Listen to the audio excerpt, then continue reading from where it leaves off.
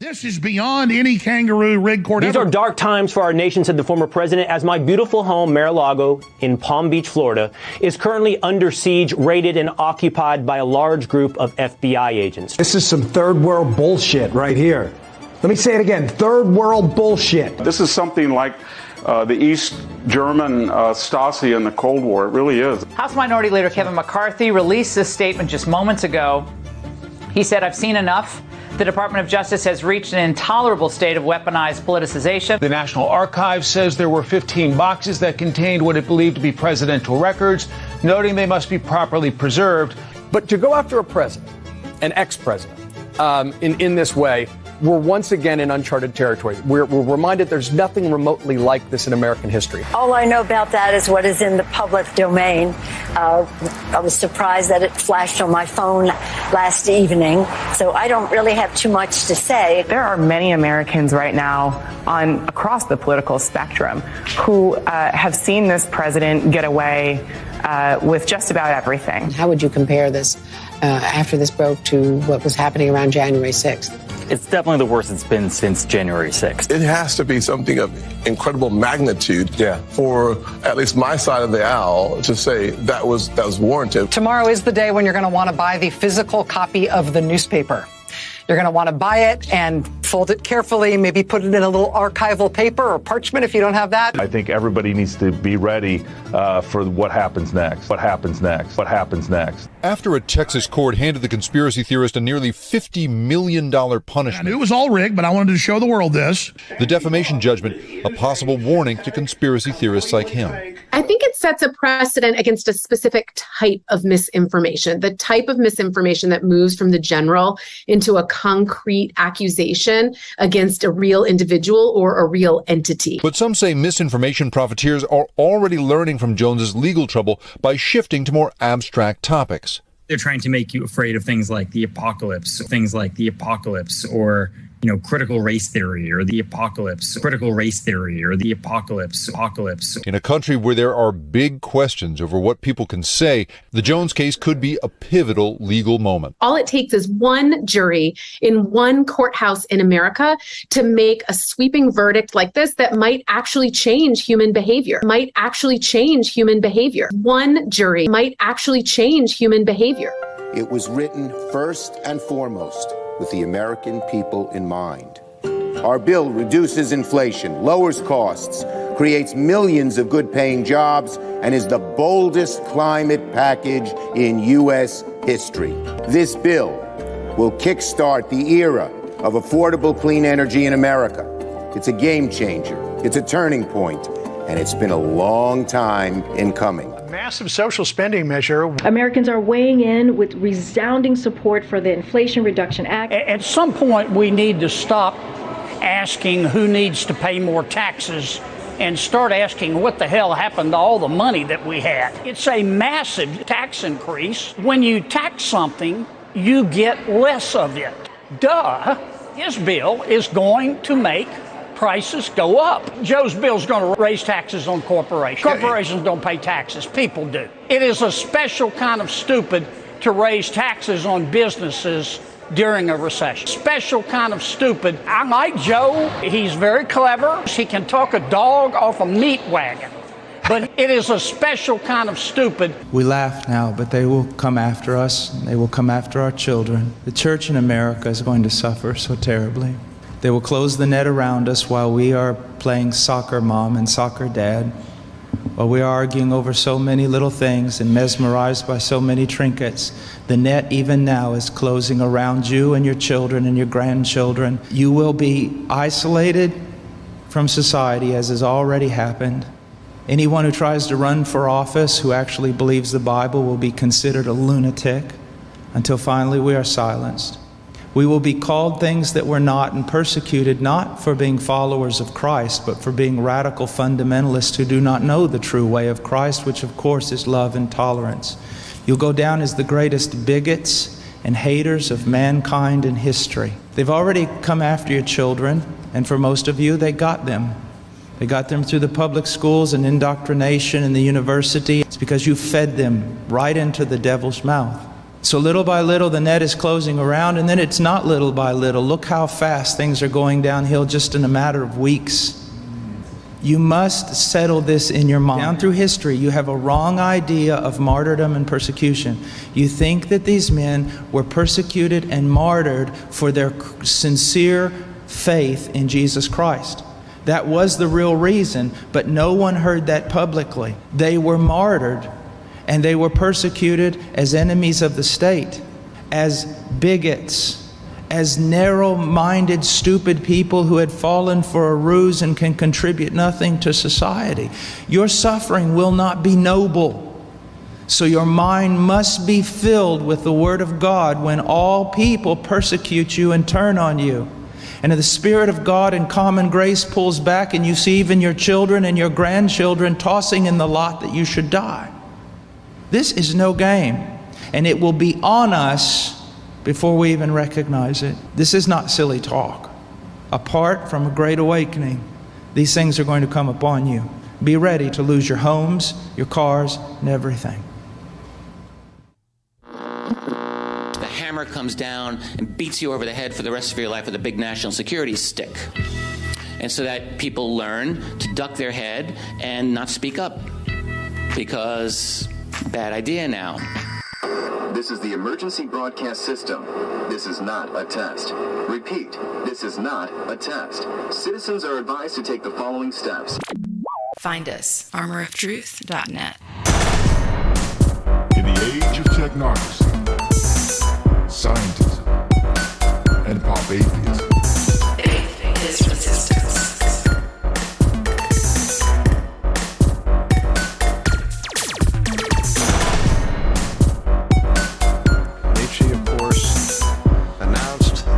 God and called for the birth of the Übermensch, the Superman, who would take humanity to new heights and to create a new world order.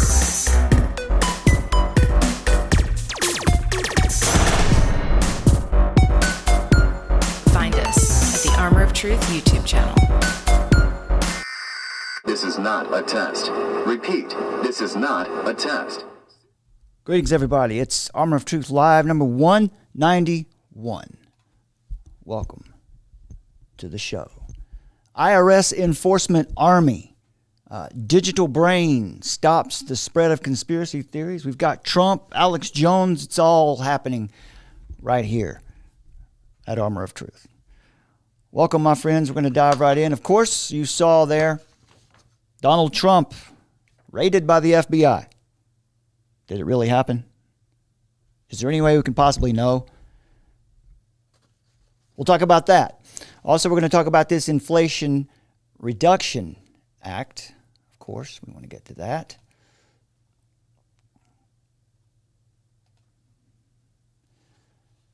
And we're going to talk about the specifically the fact that they're building an army. They're funding an army. That's what this Inflation Reduction Act, this Orwellian title, it's anything but an Inflation Reduction Act.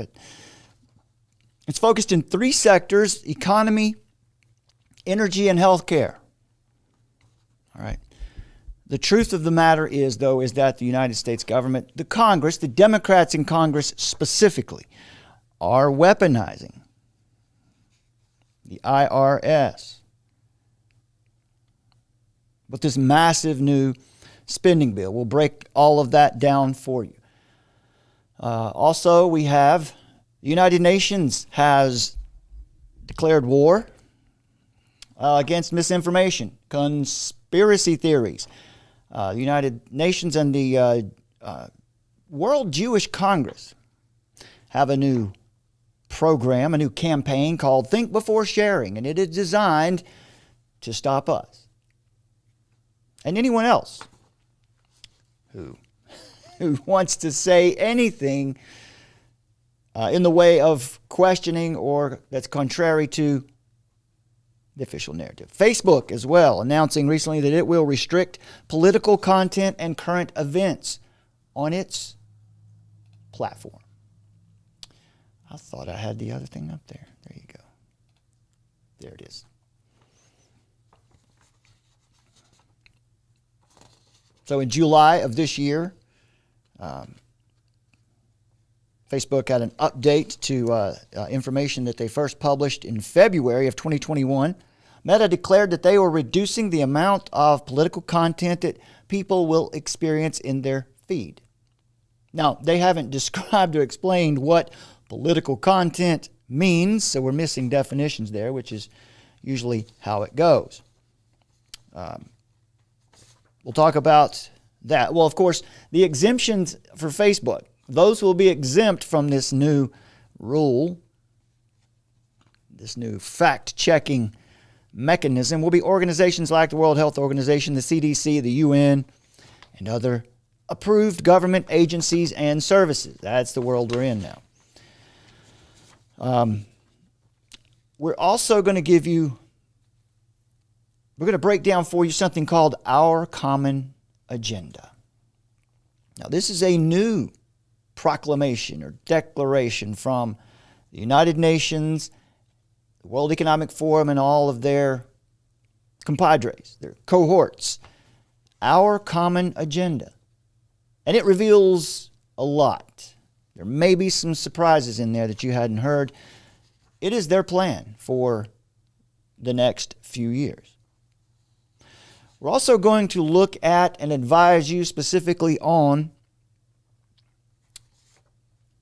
these groups, these movements. We want to help you to beware of movements that are appealing to the emotions of a public that is today largely primed for a major change, perhaps even revolution or revolutions, and maybe many of them.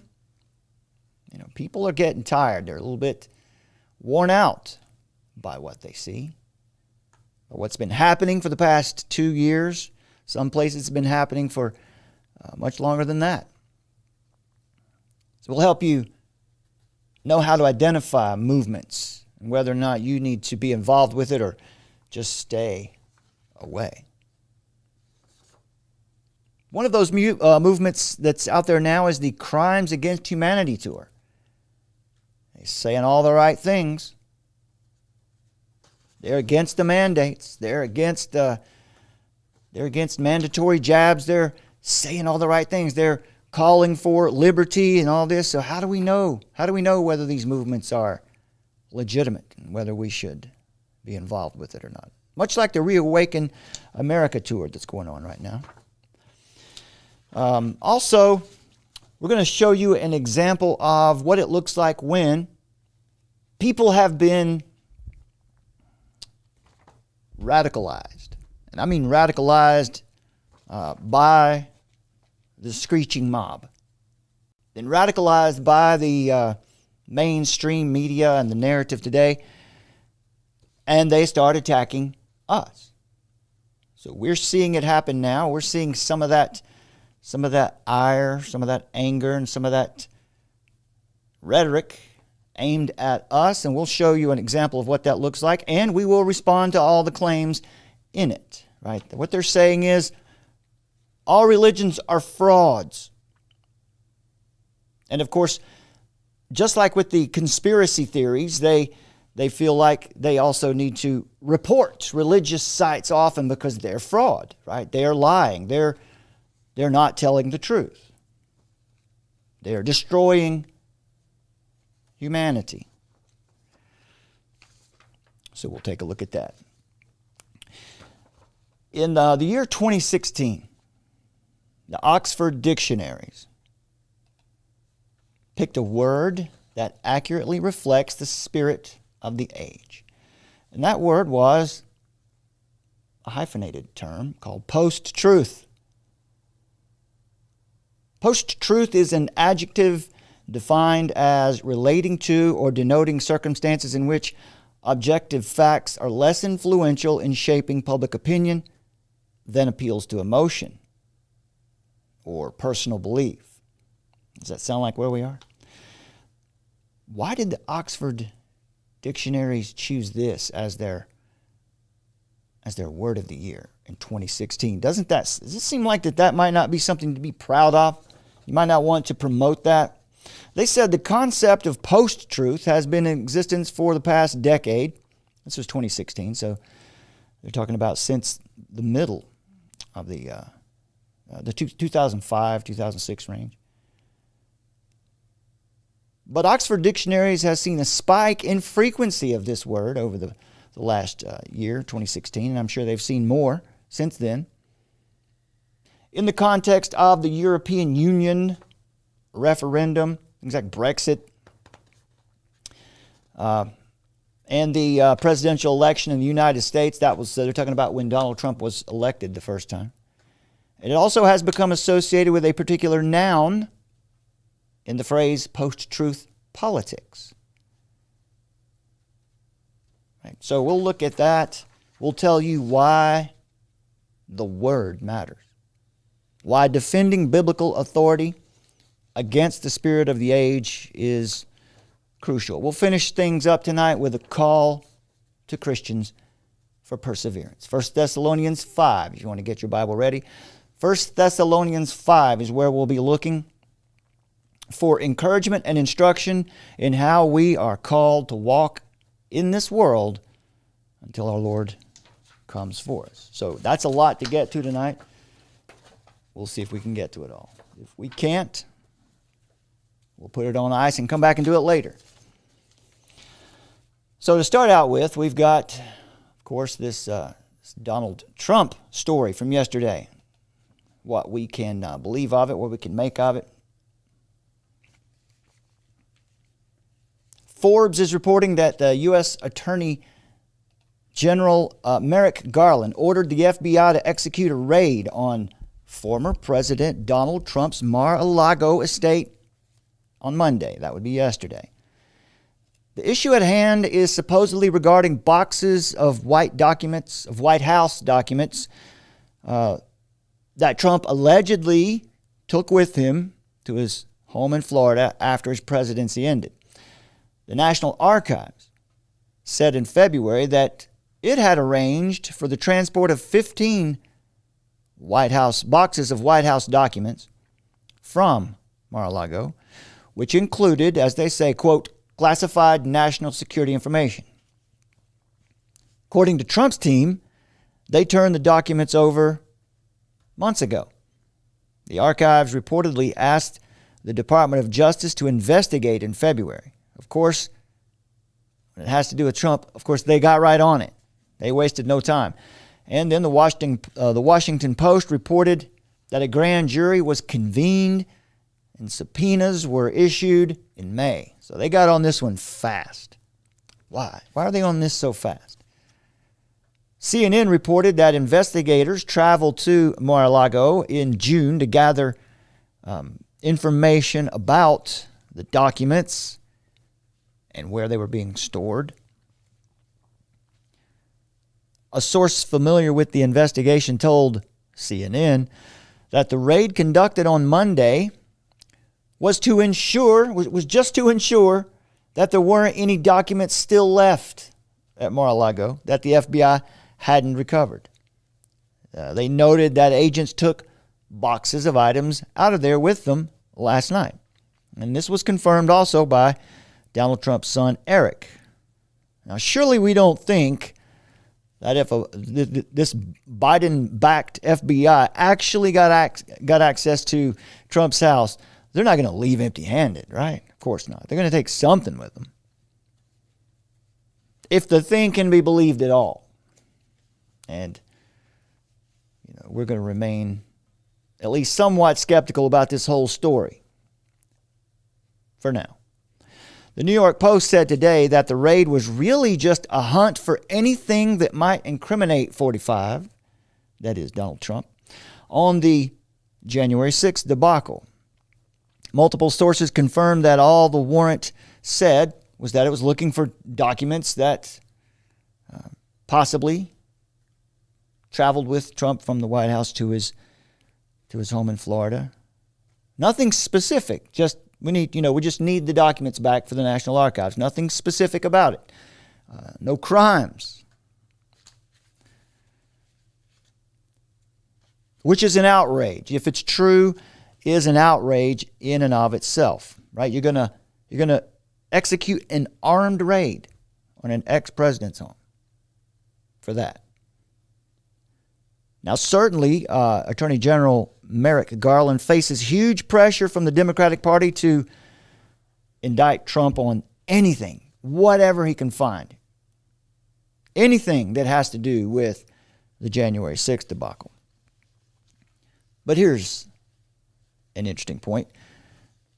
As we do narrative analysis over what the way the media is reporting this, for hours and hours, there were no pictures and no video. I'm not even sure how much there are still. I'm sure there's some file footage of agents coming out of there with boxes. I think we do have that. But for hours and hours, it was just the headline said, Trump's home raided, Trump says. It was Trump says. It was so interesting, right? That it was that the news seemed to be coming from Donald Trump's team. Could this extra exposure of Trump,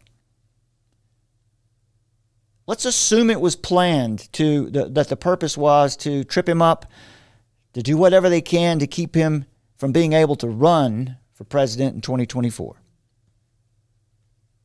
Could this achieve that? Could they find something there that could cause that much trouble, that he could be stopped from running in 2024?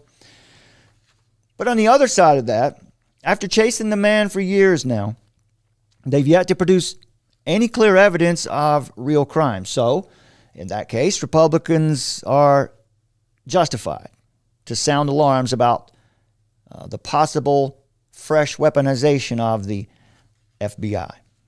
The agency's reputation is already in tatters anyway.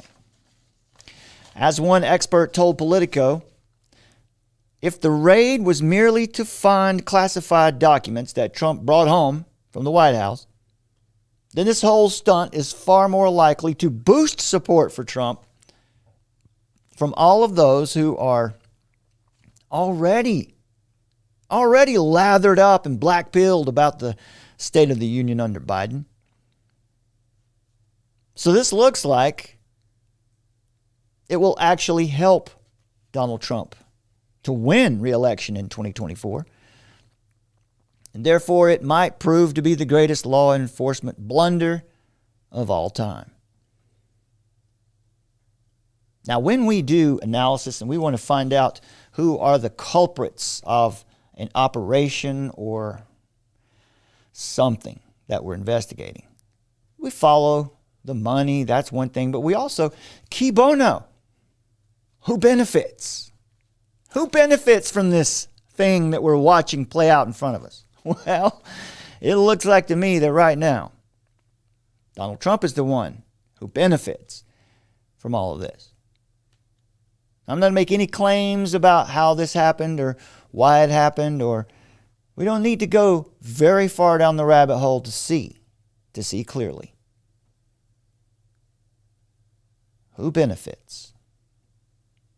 The one who benefits the most is likely the one who's responsible for it. It's an old axiom.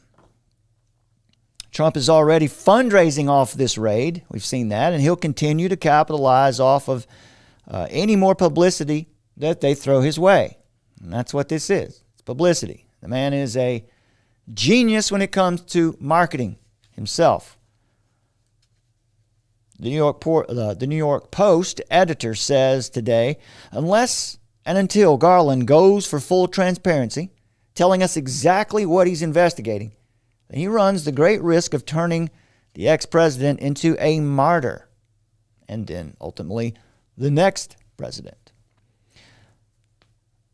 Leo Hohmann on his blog today, I agree with this analysis. He says it's almost like the coup plotters are daring us at this point to stand up and call them out. They made this one so obvious that only a fool could miss the point of their operation. This was a naked power grab, so outrageously brazen that it was designed to send a message. This isn't just a move against a former president, something that has never been done before in American history. This was an attempt to provoke civil war. They need us to take up arms against them so that they can fully crack down. They just need an excuse. And the reason Leo says that is because it seems like whatever they can do to stop an election from happening in 2024, that's what they're going to do. They want to, any excuse to call martial law and suspend the election. Right? No sooner than Biden had been elected than you saw the White House encircled with fences. I can't talk about that here on this platform. You get anywhere near that topic here, you run the risk of having your video removed, losing your channel. But you know what we're talking about. Whether you like Trump or not, and he lost most of us when he continued to push the genocidal gene therapy that we've seen rolled out over the past couple of years. But you have to admit that he is the face of the opposition right now in this moment.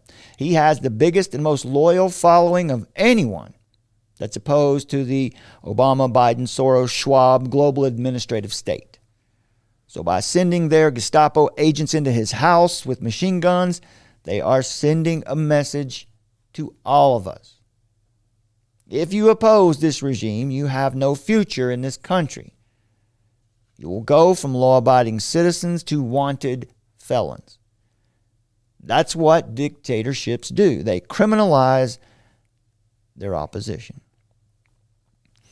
And then he says, in a nice segue to our next topic, that it's no coincidence that this show of force took place right after the Congress passed Biden's Inflation Reduction Act, which is a Green New Deal climate change bill dressed up in a fancy costume and given an Orwellian title.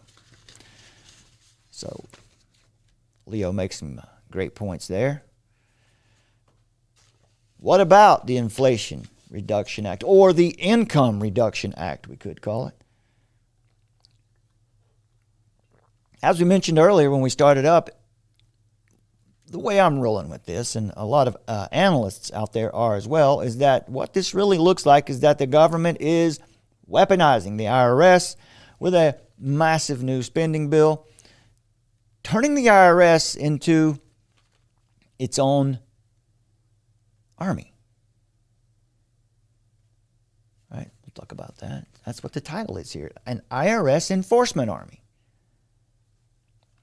So the Inflation Reduction Act. What is it? How did it get passed? So let's learn a little bit so we know what we're talking about. This legislation was passed through the budget reconciliation process and was passed over the weekend. The budget reconciliation process is a special process of lawmaking that only allows measures that directly change federal spending and revenue to be legislated. Now, when they say revenue is all the income the government makes that must then be used for the payment of public expenses. In other words, to run the government. All the money the government brings in to run the government, to pay its employees, and to pay for public programs. So to translate, or to break the code of government doublespeak, whenever the government says revenue, they mean taxes. It means that means revenue means what they're going to take from you. The government makes, produces nothing. Therefore, whenever there is a fat and inefficient government run by bad actors, they will take as much from you as possible to fund the programs they want. The programs that they want to move the nation in the direction that they want. Back to the bill. They had to use this special process to pass this bill. Since the Congress is evenly divided right now, 50-50, and since none of the 50 Republican senators would go anywhere near this bill. Passing it required every single Democrat senator to be on board. And that just made it a 50-50 tie. And then, of course, since the Democrats have the White House, then they have the Speaker of the House as well, or also known as the President of the Senate, a seat which is filled by the sitting Vice President. So, of course, Vice President Kamal Harris gave the bill the tie-breaking affirmative. And that's really the only time that the President of the Senate or the Speaker of the House votes, is when it's a matter of breaking a tie. So this was an interesting process to watch, as it will likely be one of the last major act of lawmaking that this Congress will achieve before the midterm elections later this year in November. Now, this is why the bill was so aggressive in its application and then so massive in its dollar amount. They are certainly trying to break down as much of the nation's sovereignty and stability as they can while they still have a chance. The reason why is because people are fed up, and it is expected that, given all the approval ratings, it's expected that Republicans are going to reclaim a majority in the Senate at the midterms in November. And then it's likely a return of a Republican to the White House is likely in 2024. So the heat is on between now and then for those folks who are in there now, this current regime with their particular agenda that they're trying to achieve. Of course, we realize there is really no difference between these two parties. When you get down to it, the nation's still moving in the direction it's intended to move.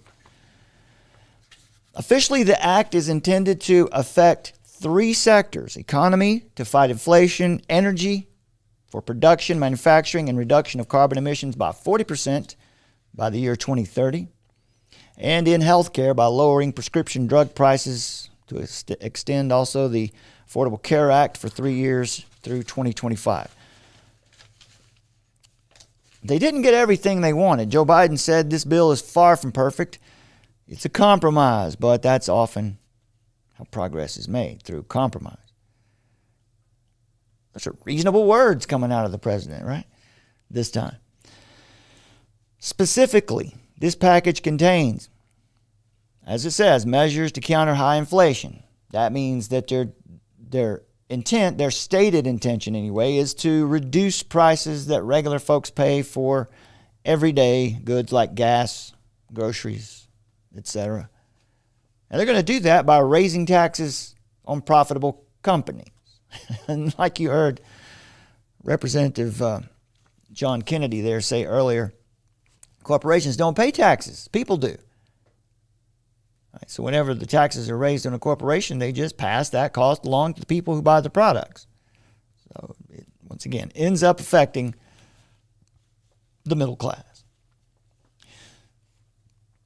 It also contains the largest single funding of Green New Deal climate change projects ever, including various tax rebates for electric cars, also for roof-installed solar panels, and more energy-saving technologies for the home.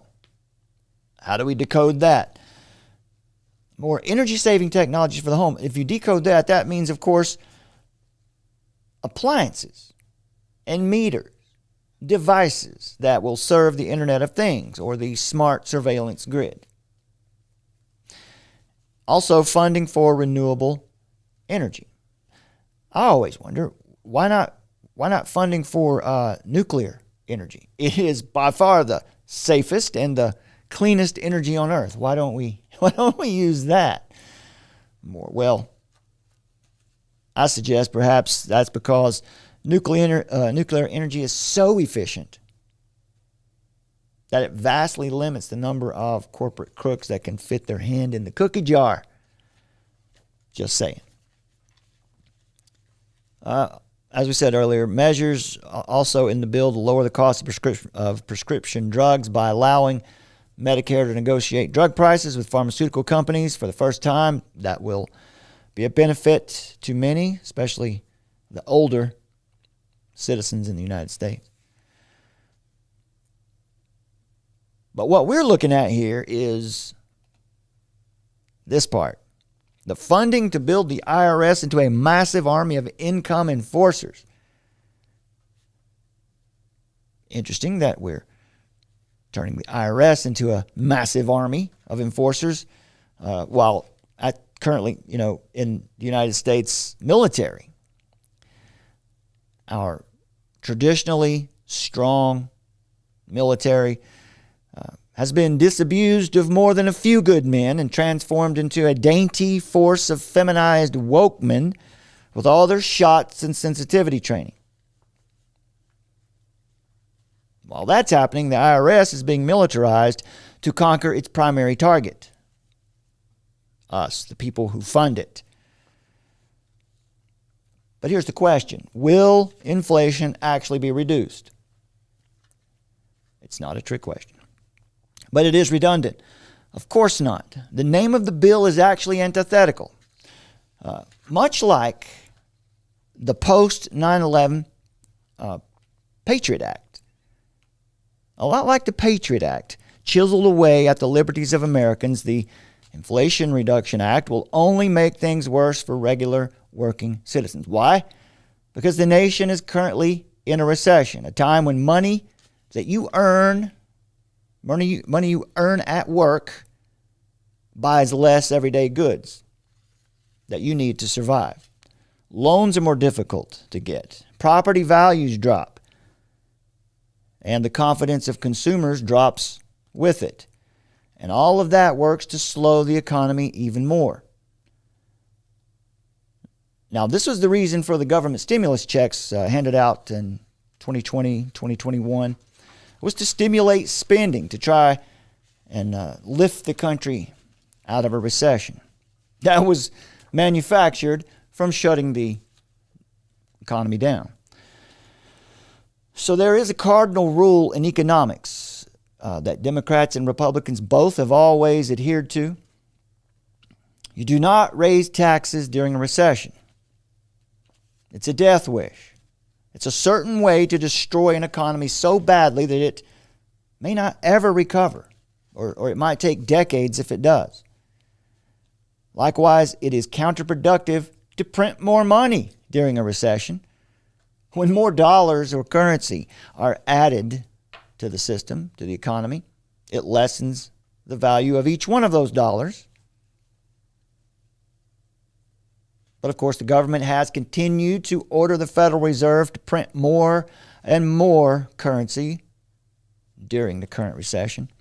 As the Seattle Times put it in their July 13th report, quote, "Since early in the pandemic, the central bank has been creating money to and juicing the economy. The practice is called quantitative easing by economists, but more colloquially, it's called printing money. We could call it counterfeiting, too." So it certainly seems that the current regime is doing everything it can to drive the U.S. economy down as far as it can. They're achieving it. It looks like that's what this is going to do, too. Clearly, they want the United States to fall so far that it's no longer a superpower, but just another Venezuela or Mexico. They also want to do everything they can to remove cash from circulation. And this bill works to that end as well. A cashless America means a new central bank digital currency. Biden bucks, of course. And it's already been studied. Biden's already asked for a couple studies on this. And the concept has been approved. It's been accepted. All they need is the right catastrophe to bring it on in.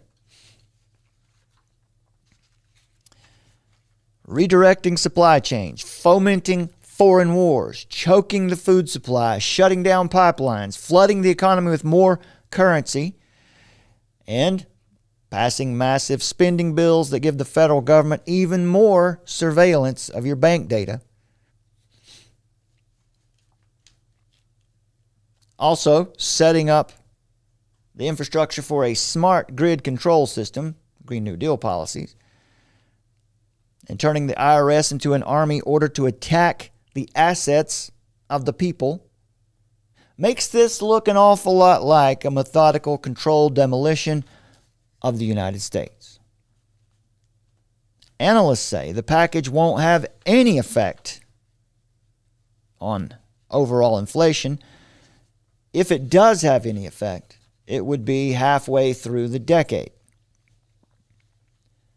several years down the line, while the effects on corporations raising their prices to offset the new taxes will have immediate consequences for most Americans, of course, the ones who pay the bills.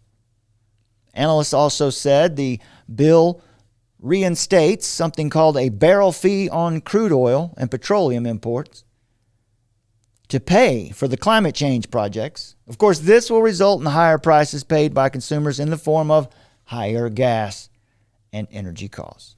So don't believe them, right? We've come full circle now. We're back where we started, or worse off from where we started, with this new army of seething IRS dog faces coming after us wholesale. So this entire spending bill calls for the people to cough up about $750 million. $750 billion. $750 billion. 60% of that will come from you, will come from those of us who make the least in the nation. Over half of that, $369 billion, goes to Green New Deal policies and programs. So if you wanted to name this bill something, you could call it a climate change bill. You could call it a disaster for Americans. You could call it that. $124 billion goes to weaponizing the IRS into beast mode, as some have said. The IRS is being funded now into beast mode. Now, you might think, well, surely we're going to get something for all that funding, right? Well,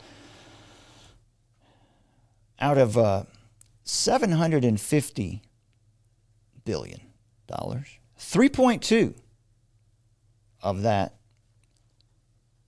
goes to actual taxpayer services.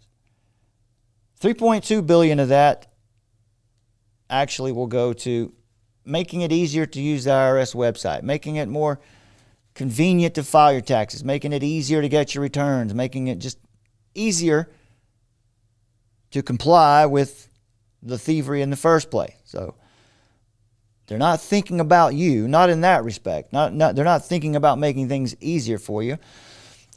And I say that because 45.6 billion of it goes to enforcement. And that's what we're talking about here today. Here's what the bill looks like.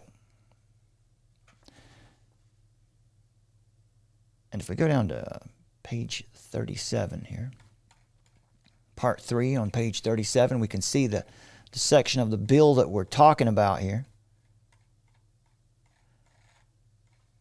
Here we go. This thing is 755 pages. That's about $1 billion per page, isn't it?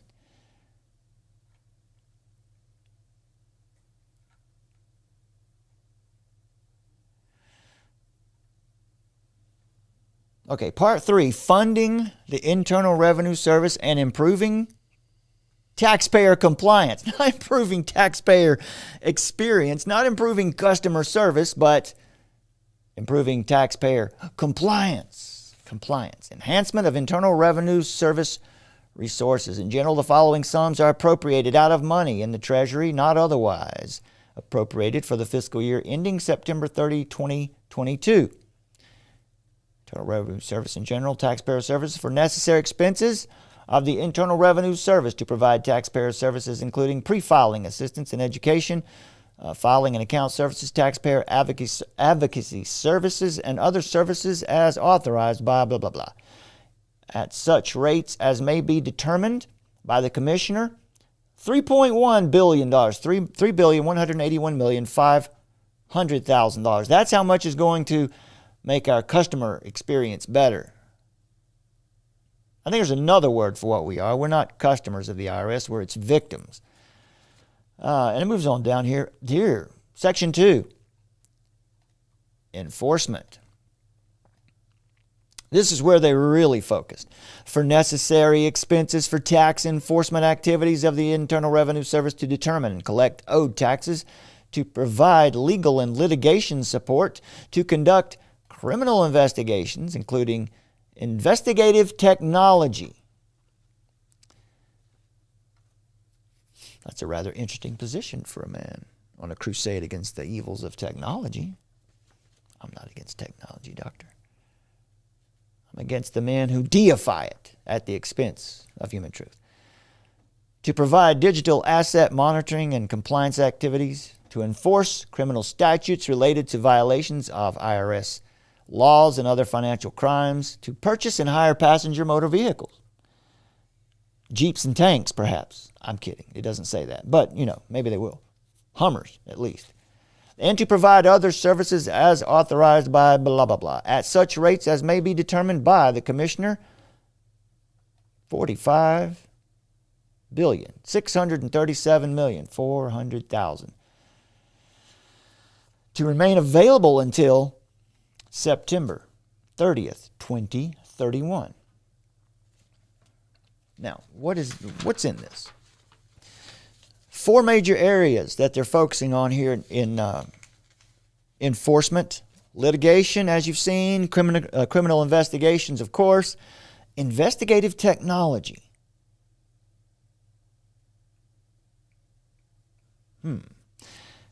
Digital asset monitoring. Could investigative technology, could digital asset monitoring, could that mean they want more of your data? Yeah, it means that. What it means is they want to be able to see more of your bank transactions. They have specifically made a point to legalize whenever you make a transaction in or out of your bank account for over a certain amount. The amount was $600. Anything over a $600 transaction coming in, or debit or credit, would trigger their surveillance, and it would be noted. And they would be watching you.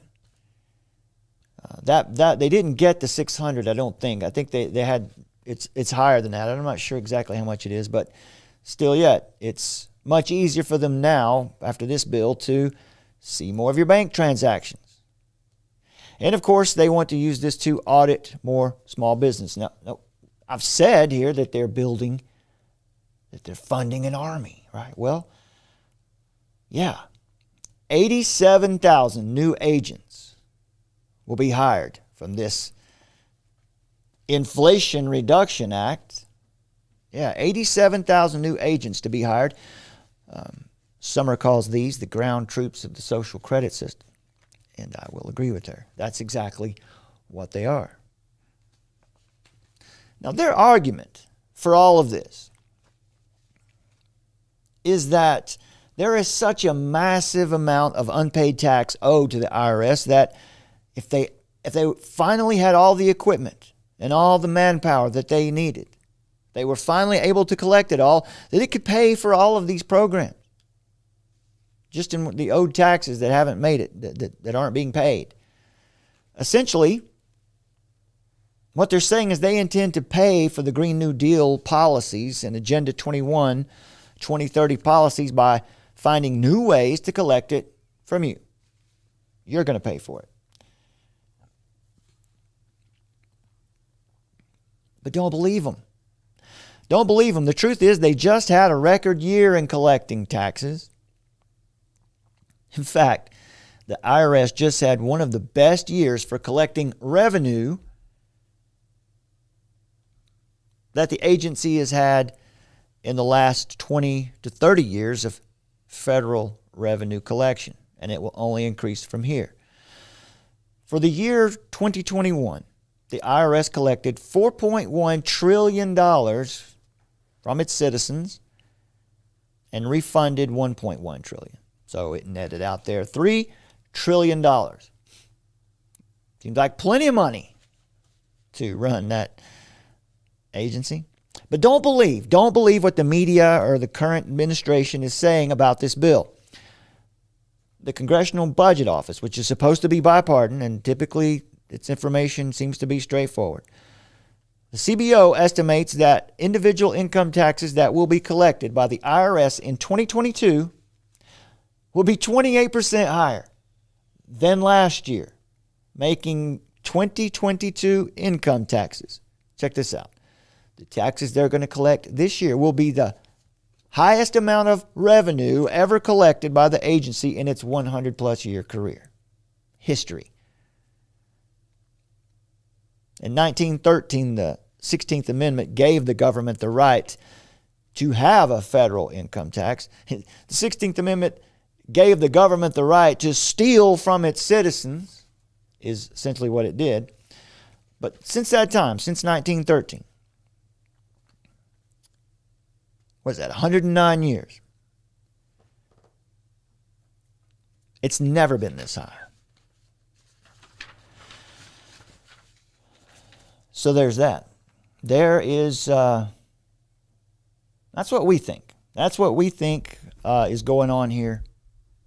Ground troops for the social credit system.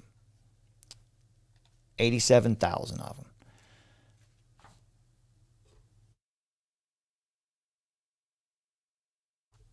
Okay. It gets worse, my friends. It gets worse. This is why your faith needs to be in Christ, because the world got nothing for you, man. It's just going to take. The United Nations wants you to help stop the spread of worrying and dangerous conspiracy theories and conspiracy thinking. Now, the reason the title is, I changed it earlier, it was weaponizing the IRS to stop the spread of conspiracy theories. I think that's not too far-fetched, right? It certainly is a social credit enforcement agency. It could be. But now we see the United Nations heavily involved in trying to stop the spread of these worrying and dangerous conspiracy theories. A new campaign called Think Before Sharing. UNESCO has teamed up with Twitter, the European Commission, and the World Jewish Congress, whatever that is, to launch the campaign dubbed Think Before Sharing and stop the spread of conspiracy theories. The World Jewish Congress has launched digital resources to fight conspiracy theories.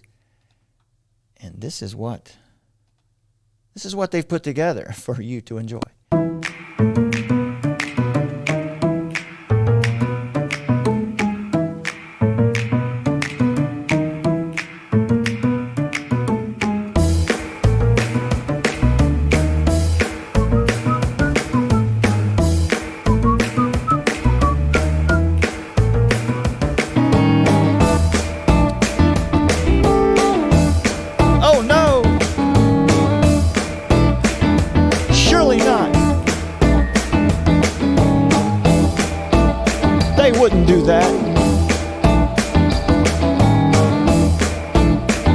They are.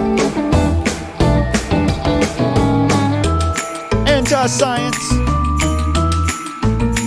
You hateful anti-scientist.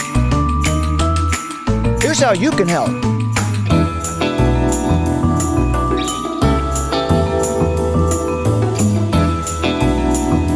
Dig deeper.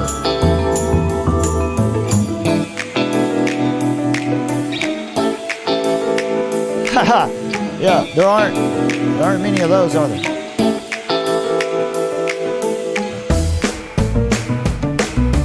We're all in this together.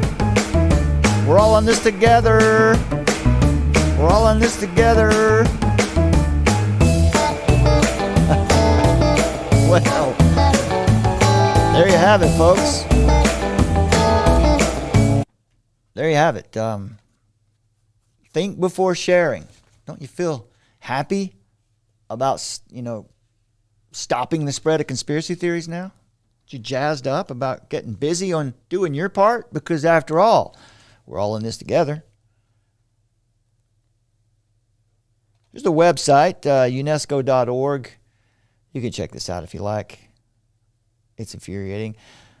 The UNESCO General Director says conspiracy theories cause real harm to people, to their health, and also to their physical safety. They amplify and legitimize misconceptions about the pandemic and reinforce stereotypes, which can fuel violence and violent extremist ideologies. Of course they can. On this platform, I can't really speak freely. But here you go. You can see they've got the infographics here ready for you. You can just take these and share them. So like when you see something on Twitter, Instagram, or wherever, you can print these out and put them on people's cars too, I guess. This helps you to understand how to combat them. It says a new campaign helps you to learn how to identify, debunk, and react to and report on conspiracy theories to prevent their spread. Check out the infographics and social media pack below and help spread the word that facts matter and no one is to blame. Thinking critically. No, that's cute. You probably can't read that. Isn't that cute? Check it out. Thinking critically and being informed about conspiracy theories is the key to challenging them. I suggest this. How about we use all of those steps that they just showed in that video and all of these infographics, and we just apply all that to what we hear coming from them?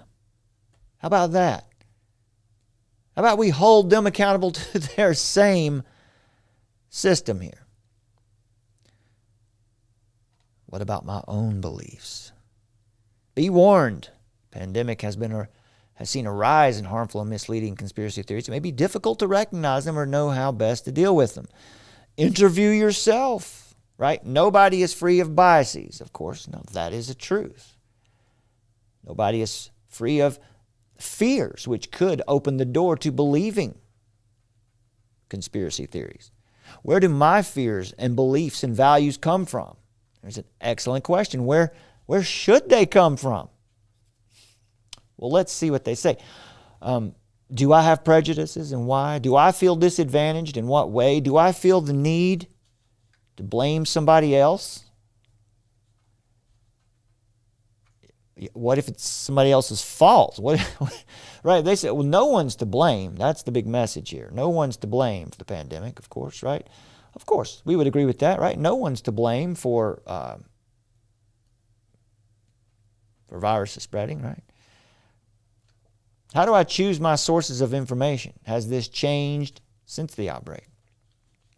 It's normal to feel overwhelmed and to search for answers. Keep in mind, nobody is responsible for creating the virus. And you can be assured of that because we're telling you. You can be assured of that. Special thanks to Michael Butter, co-author of Compact Guide to Conspiracy Theories and such things as that. They want you to realize, they want to tell you, they want you to know that there is no conspiracy, there is no cabal, there is no elite. Conspiracy theories have 6 things in common: an alleged secret plot, and no one's doing that. Conspiracy theories have a group of conspirators, and of course, there are none of those.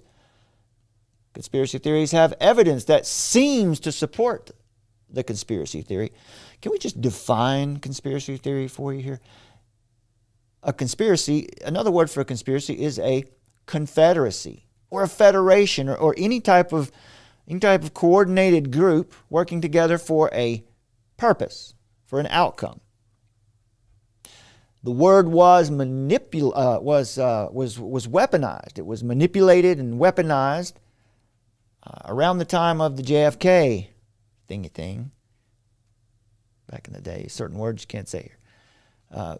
By the Rand Corporation, taking that word conspiracy and turning it into a weapon, kind of like the social theorists did after World War I with the word nationalism. Right? Nothing wrong with the word nationalism, but today you would think it's just a synonym for racist and white supremacist. That's because of, after decades of very successful mind control on these issues, on these words. So, conspiracy theories falsely suggest that nothing happens by accident and that there are no coincidences. Nothing is as it appears and everything is connected. They divide the world into good or bad. They scapegoat people in groups. Certainly they do, and they can. They offer an explanation of events or situations which are difficult to understand and bring a false sense of control and agency. So that's why you think like you do. You need to feel like you're in control. This need is heightened in times of uncertainty, like catastrophes.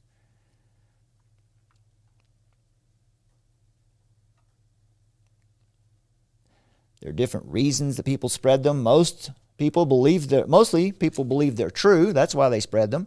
Others deliberately just want to provoke, manipulate, or target people for political or financial reasons. Right? It's as if this never happens. None of this ever comes from the progressive side. They can come from many sources. For example, the internet, friends, relatives. Well, it is a fact, right? Truth is a sword. It does divide. But what is truth? What is truth?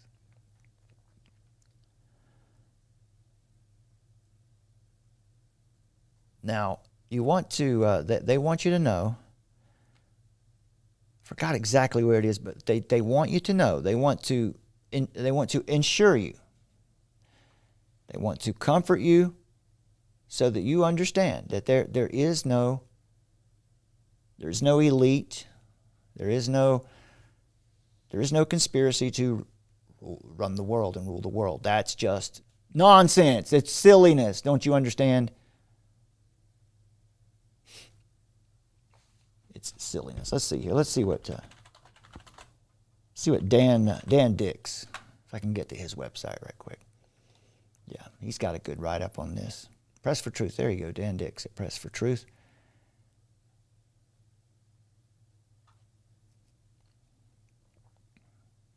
He's talking about Alex Jones here too, and I'm going to talk about that here in just a second.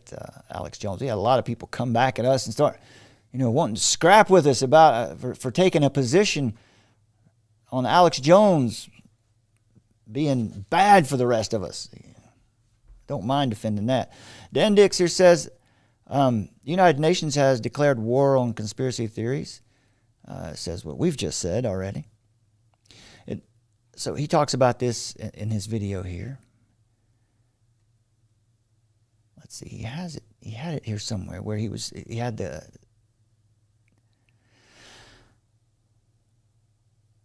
Let's see if we can find it. I want to find. Well, he's going to play that. Way over to the other side and just how insane it is, but you want. There we go. He'll show a clip here in just a second, and it's the.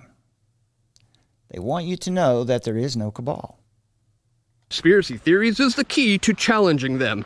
This UNESCO campaign is implemented jointly with the European Commission, Twitter, and the World Jewish Congress. And here's all their infographics where they go on to explain how to identify conspiracy theories, how to identify conspiracy theorists, and how to deal with these dastardly people. And I found an article that breaks it down pretty good. It goes through some of the charts. I just briefly wanted to share this with you before I completely debunk all of this thoroughly. But get a load of this. UN declares war on dangerous conspiracy theories. The world is not secretly manipulated by a global elite. There you go. Don't you feel better? The United better? Nations has declared war on conspiracy theories, describing the rise of conspiracy thinking as worrying and dangerous, and providing the public with a toolkit to pre-bunk and debunk anyone who dares to suggest that world governments are anything but completely honest, upstanding, and transparent. Right. Can you believe it? Right. That's what they... Right. Are you crazy? Obviously, world governments are honest, and they have your best interest in mind. So anyway, that's what we're dealing with here. All right. But Alex Jones, and we had some folks come back at us and trying to tell us that we just don't understand. You just, obviously, Brad, you don't understand who Alex Jones is, right? Don't you get it?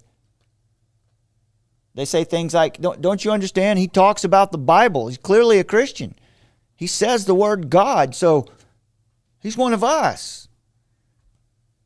On the last show, I played a clip of William Cooper, just, calling him out hardcore. But look, folks, Alex Jones is no person you want to be following, no guy you want to be listening to. I said this in the last video.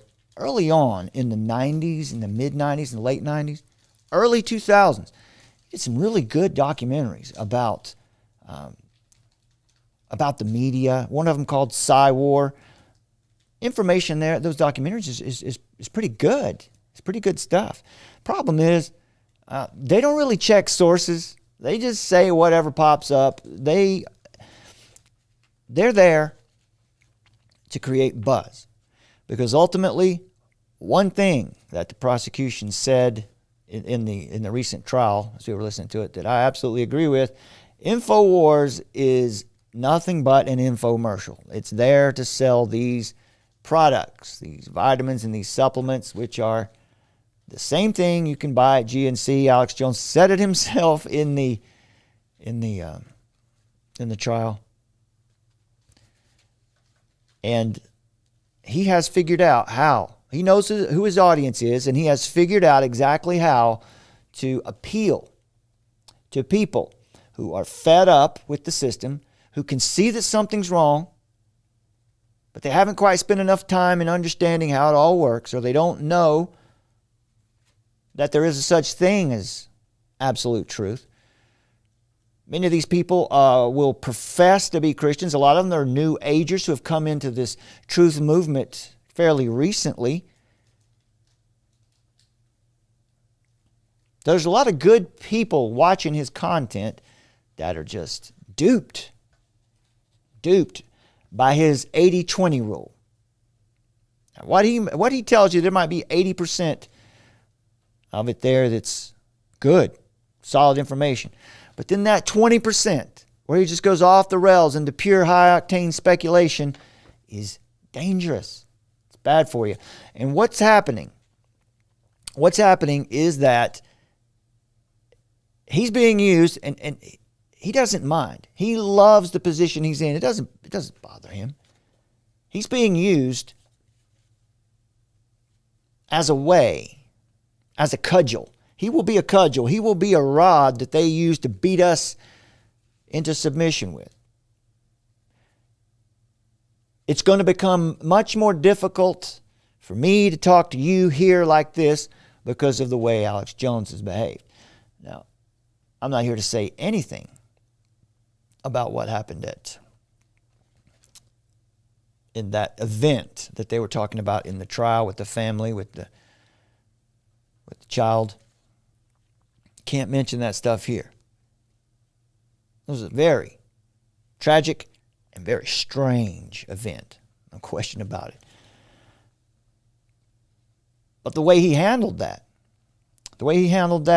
not really checking sources, being sloppy, and sensationalist, just a sensationalist, right? You're not going to get, especially, look, if you're a Christian, if you're a new Christian, or maybe you're not a new Christian, but maybe you've been a Christian all your life, and now you're seeing that the world is, there are things in the world that we need to be paying attention to because, we're called to this great commission, and we need to understand where it is we're taking this gospel. Maybe this is new to you.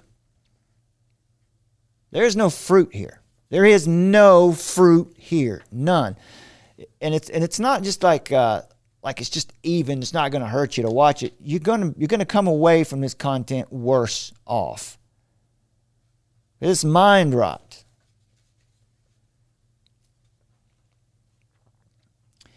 I'll tell you, here's what the problem is. He's going to make it harder for the rest of us, right? This is a Christian media ministry here. Now, we deal with the truth. What that means is that the Christian worldview, it's the one that's true. It's the one that can be defended against all objections in a public forum. And living from the Christian worldview, the Christian worldview with Scripture as the lens through which we filter all things.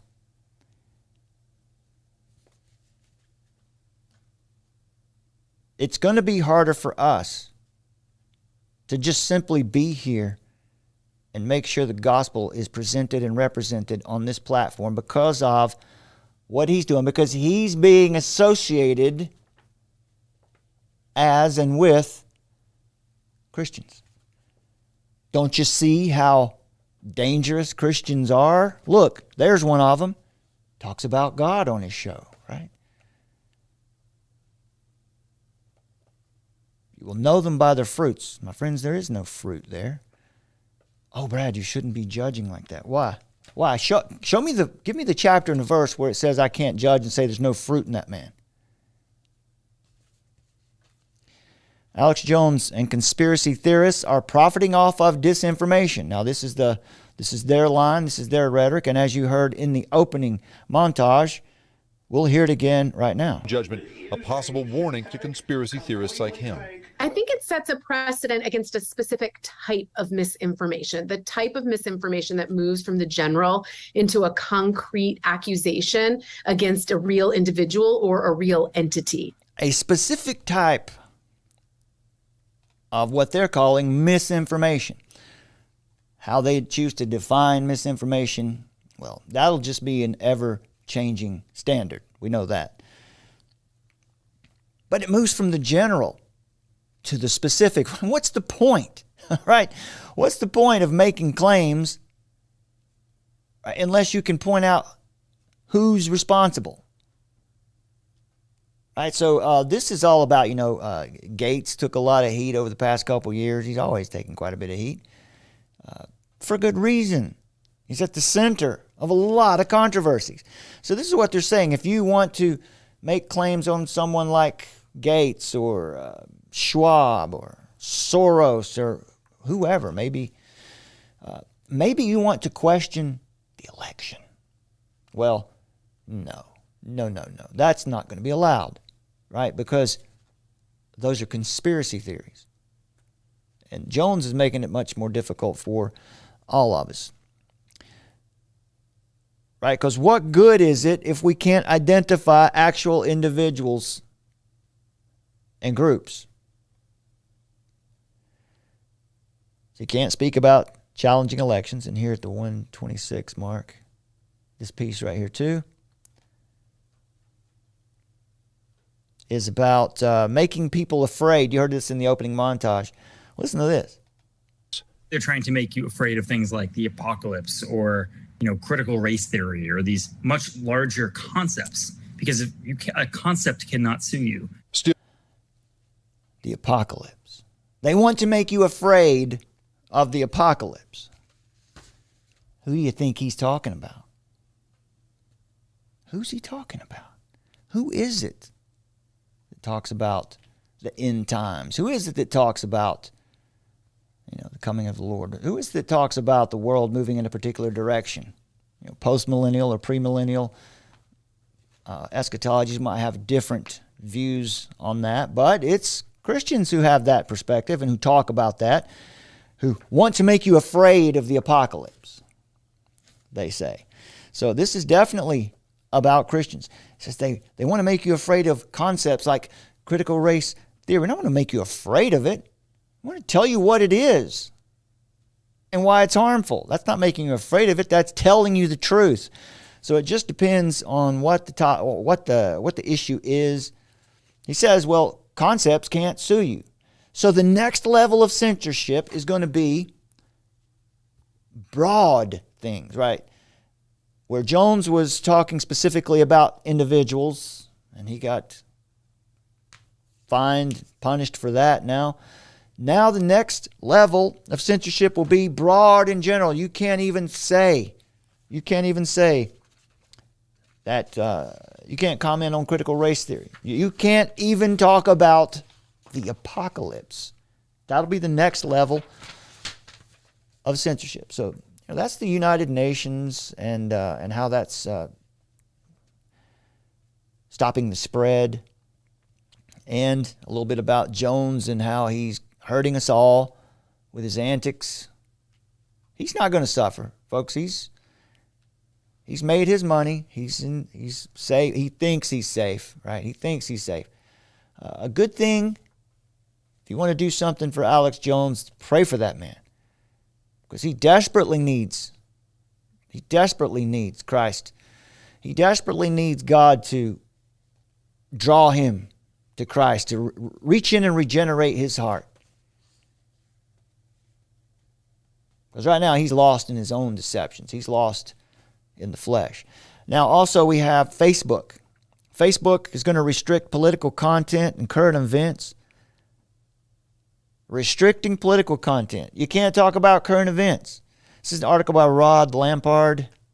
There you go. Rod Lampard from Cauldron Pool. Cauldron Pool is an organization that has been censored out on Facebook. I think it's Instagram, actually.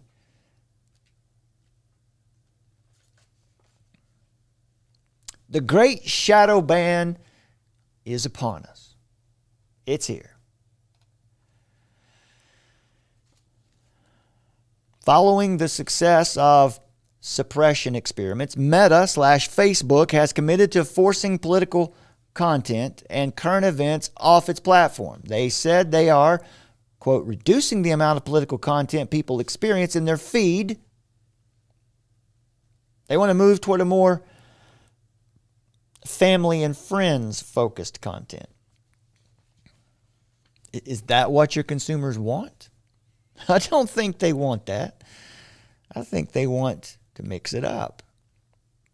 That's what people like to do. That's one of the things that makes Facebook so popular, that makes social media such a dumpster fire. People coming in and giving their opinions and arguing about it.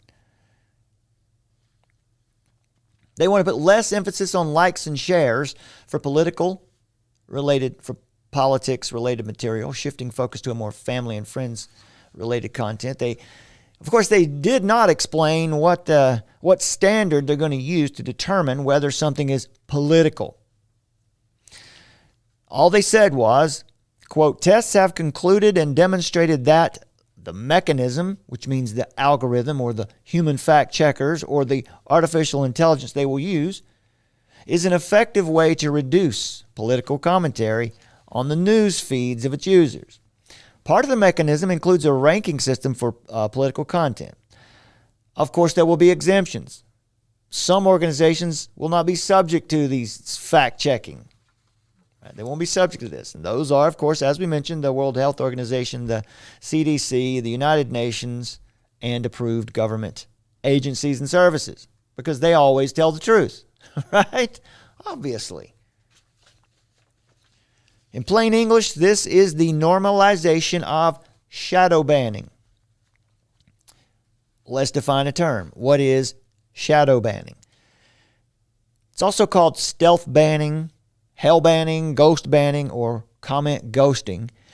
Shadow banning is the practice of blocking or partially blocking a user and or their content from some areas of an online community in such a way that it won't be readily apparent to the user.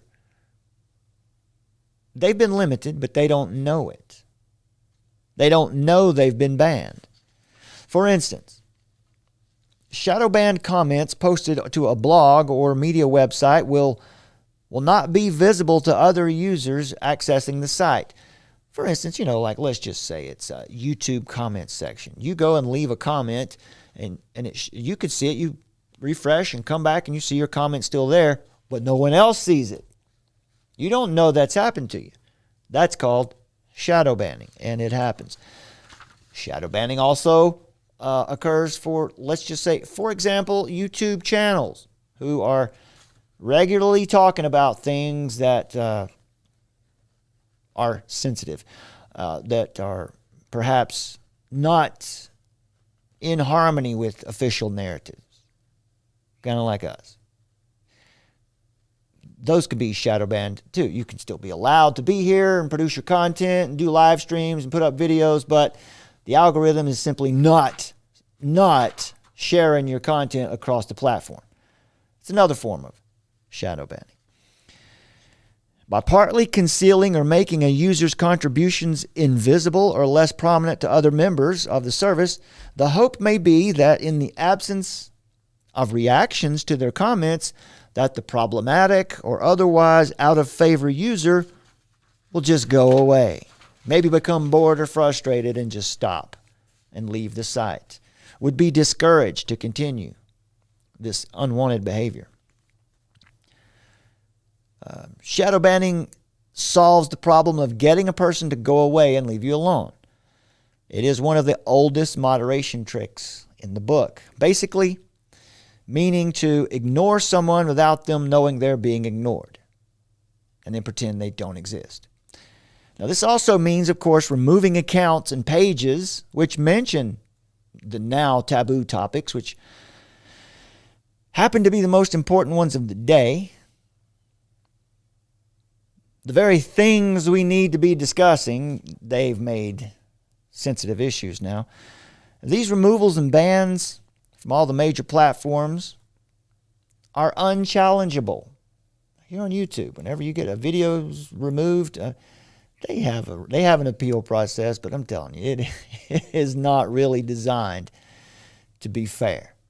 It's designed to keep content that they don't want off their platform. Unchallengeable. The new order, the new law that we see coming on us now is being rolled out, is being brought into existence on the internet through social media. The new law is social exclusion. That is communitarianism. And we're being conditioned to live in it. In the communitarian technocratic world order, they have planned, there is no rule of law, just moderators and so-called experts. This is also known as therapeutic totalitarianism. Now, so far, Meta, Facebook, has not issued a guarantee that its Facebook filtering system will be as inclusive and intolerant of both sides of the political divide. This means, of course, human and digital fact checkers that will police the site and remove any content or posts that contain language that's out of step with whatever the current regime deems acceptable. But now the truth is this. The platform needs users, and users are not going to stay on the platform if the platform isn't fair. In other words, without fair criticism, without heartfelt reviews, without satire and constructive feedback, Facebook as a social networking and communications platform is useless. Even for the globalists, right? It's useless if the people they want to influence are not there. An example of this is Facebook's climate science fact-checking called Climate Feedback, which has evaluated posts in the past, has evaluated posts from those who question the narrative on climate change or climate alarmism and have almost always classified those as false claims. For example, a widely shared article on behalf of environmentalists, a widely shared article titled, "On behalf of environmentalists, I apologize for the climate scare," which was first published in Forbes magazine. It is a rejection of climate change scare tactics from one of the people one of the men who was working for the climate change agenda, Michael Schellenberger, wrote this article. On behalf of environmentalists, I apologize for the climate scare. In his article, he simply apologized for how badly environmentalists have misled the public about climate science, which is a very, very new discipline of science. Very little is known in this field, but a lot of truth claims with dire consequences are being made, with very little real science to go with it. Facebook's fact checkers stated that Michael Schellenberger allegedly mixed accurate and inaccurate claims in support of a misleading and overly simplistic argumentation about climate change. Who said this? The climate feedback fact checkers cited 6 scientists or experts. That's what you get in a technocracy. You don't have government representatives, you have experts. And these 6 scientists or experts determined that the article's overall credibility was low and misleading. Why is this a problem? Right? It was six experts, 6 scientists, right? They know what they're talking about, clearly, right? Well, it's a problem because these 6 experts just so happen to be invested in such a way they're invested in such a way that they benefit financially and professionally from the apocalyptic climate change hysteria narrative. In other words, they have more to lose from Schellenberger's exposure of potential climate change fraud. So, this is not fact-checking by experts in the field. It is better described as activism by activists who are constantly doing damage control because their narrative is terrible. It's weak. And anyone who looks at it critically for very long sees that. Sadly, most people don't do that. Another example is Meta's third-party fact-checking organizations. One such organization is the nonprofit media training organization called First Draft, whose justification for their existence is to protect communities from harmful misinformation and to empower society with the knowledge, understanding, and tools needed to outsmart false and misleading information. Mission statement. That's how they justify their existence. Many of the fact-checking organizations employed by Facebook and other platforms, Instagram for sure, Twitter for sure, probably YouTube, these fact-checking orgs are at least, specifically the ones on Facebook here. I don't know about the others, but I know for the ones for Facebook and Instagram, many of those fact-checking organizations are at least partly funded by the George Soros Open Society Foundation and the Google News Initiative. Organizations who we know are invested in the apocalyptic climate narrative. Their claim to aim is to help creators and influencers to share tips for spotting false news. And they achieve this by monitoring news media, social media platforms, and to identify verifiable statements that relate to topics that matter to people and form part of the national debate. In other words, they look for anything that's important, and then they go evaluate it. FactLab is another fact-checking org employed by Facebook, and it claims to be independent and neutral. They say, we do not seek to influence voters or push for a particular outcome. We do not seek to influence voters or push for a particular outcome, right? They don't seek to. They just do it. It says, we do not speculate. We simply follow the facts no matter where they lead, checking information against publicly available data and consulting experts. Who are your experts? Earlier this year, ahead of the 2022 federal elections in Australia, Josh Makin's Facebook Australia statement claims to have spent $7 billion investing in safety and security employing 40,000 people around the world to reduce the likelihood of election interference, misinformation, and online harms, to encourage transparency and allow Australians to control their experience. A good thing, right? A good thing, if they're honest. Fact Lab Director Russell Skelton said, "We see this as a really important public service." No doubt. It is a really important public service. Note. Here's a note. Given the fact that we are now in an age where cyber warfare is truly a grave threat to the infrastructure worldwide, and obviously with past actions of bad actors, countries who are bad actors, the Chinese Communist Party, certain things that come out of Russia, wherever. The United States has its own hackers. Of course, it makes good sense to want to keep false information and bad actors from fouling up the system. That is a good instinct, right? But what standard? The question is this: what standard are they actually using to determine that which is false and that which is true? Determine what is false and who is a bad actor.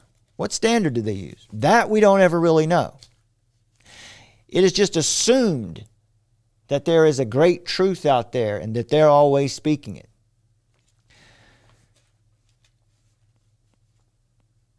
Who is it that polices the thought police, in other words? So these so-called fact-checking orgs like First Draft, which is an organization that trains journalists to serve the hive mind by training them in newspeak and training them in groupthink so that they can accomplish great feats of intellectual and public service by protecting truth, yet at the same time they cannot or simply will not define what the term woman means. The same people who are fact checkers, the same people who are defending truth, can't tell you what a woman is. Interesting, right? Not only that, these people who are in charge of protecting the truth, curating the conversation, are the same ones who proudly consider abortion to be health care, to be a right. Well, this is the infrastructure of our world now. We cannot sit idly by while they construct a severely biased, myopic system of control. As Christians, we're called to the Great Commission. We must educate ourselves and speak up about these issues and work to keep these platforms and other online venues open. Why? So we can change the world? No. We need to work to keep these platforms honest, to keep these venues open so that the gospel can be proclaimed first and foremost. Keep these online venues open for the free proclamation of the gospel. That's our duty. That's our task first. So to do that, we have to challenge. We have to challenge these platforms. It's a matter of life or death, eternal life or death. Now, these very few examples that we've shown here, they are obviously just a couple of many. These give us reason to ask this question. Are Facebook, Instagram, Twitter, YouTube, or any of the major managers of the world public square today capable of being objective? Are they acting in good faith when they remove content or when they shadow ban users? Are they acting in good faith? Now, that's a fair question. And if we can show them to not be acting in good faith, if we can show them to be inconsistent, if we can show their actions and their policies to be arbitrary, then we have a case. But we have to know how to do that. So we have to be thinking clearly. A 2021 New York Times piece also said that it's unclear how Facebook's algorithm will define political content. So we don't know what standard they have. Republican leader Kevin McCarthy recently commented on all this and on this new phenomenon in our world today. This new phenomenon where ignorance is encouraged instead of information. He said this in a recent tweet. He said, Facebook made sure no one saw the Hunter Biden laptop story before the 2020 election, but now that America has record inflation, rising crime, a border crisis, all as a result of Democrat policies, Facebook is now shutting down more political content, as he says, to hide the truth from Americans. Well, that's his opinion. It's hard to disagree with. Now, it would be naive not to suspect Meta or Facebook, who has played the fiddle for congressional leftists before, has been called in to save this progressive movement from what looks like to be a devastating defeat that is shortly, around the corner in November. And it looks like maybe they're doing all they can to keep that from happening. They're doing their part. They're playing their role. Next on the list, we have another interesting story for you. The United Nations Digital World Brain seeks to track everything and everyone. Patrick Wood over at Technocracy News says, for 12 years now, we've reported that the United Nations is seeking to morph the internet into a digital brain that can control everything and everyone on Earth. The aim is total social control and behavior modification to suit sustainable development, also known as technocracy. Now, this is in an introduction to a series of articles that he shared about our common agenda. Shared this with you right at the top of the show.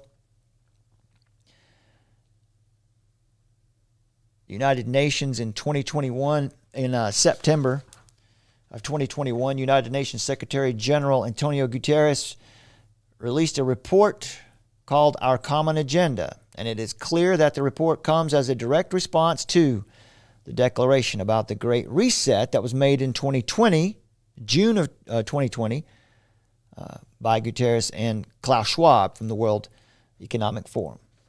Now, so they're all coming together here. Let's make sure we get.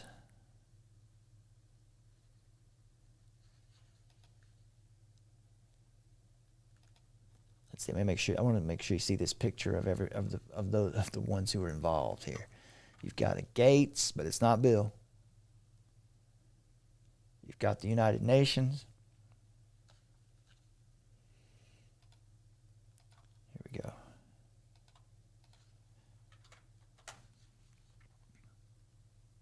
There you go. There you go. Usual suspects, huh?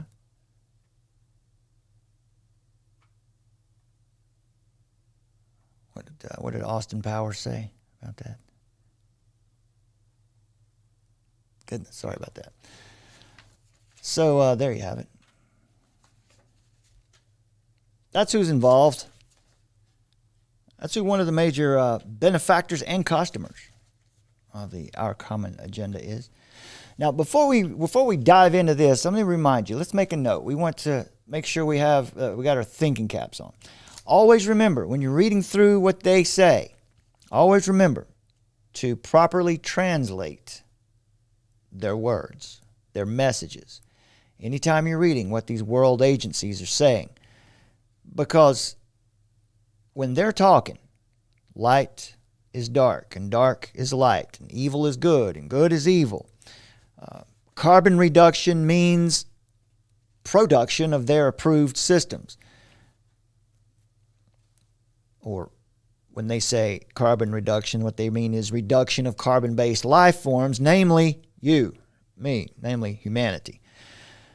When they're writing, when they're talking, words like inclusion, they want to be inclusive, right? So words like inclusion actually mean exclusion from society for those who do not conform. Words like humanity, for the good of humanity, actually mean their future version of transhumanity, where human rights no longer exist And in the place of human rights is a community right decided and established by edicts that come down from the overlords. Because remember, don't you remember back when people were free? Do you remember back when people had individual rights? You remember how dangerous those times were? This is what they'll say 20 years from now, and they look back on our times. They'll say, back when people were free, there was racism and diseases ran rampant, and there were constant pandemics, and those freed people insulted each other. They mowed each other down in supermarkets. It's much better today in this permanently safe means lockdown, smart city meaning open air prison, where everyone lives in freedom. Freedom just means franchise slavery. And peace. Peace just means someone is sequestered to their 30 by 30 cubicle, their smart efficiency apartment, or shall we say, compartment. So Dr. Jacob Nordengard, Swedish researcher and author, has been covering Our Common Agenda, this public declaration of the intentions and methods to get control over the entire digital domain. I have shared a link to this website, jacobnordengard.se. Again, that's a Swedish domain. You can follow that link and find, he's 7 articles into this study now. We'll talk more about that now. So what this is, this digital brain, as we said, in 2021, the United Nations issued its report called Our Common Agenda. That's what this picture is. That's a picture of that. That's a picture of the climate. It's about interdependence, right? What does that say?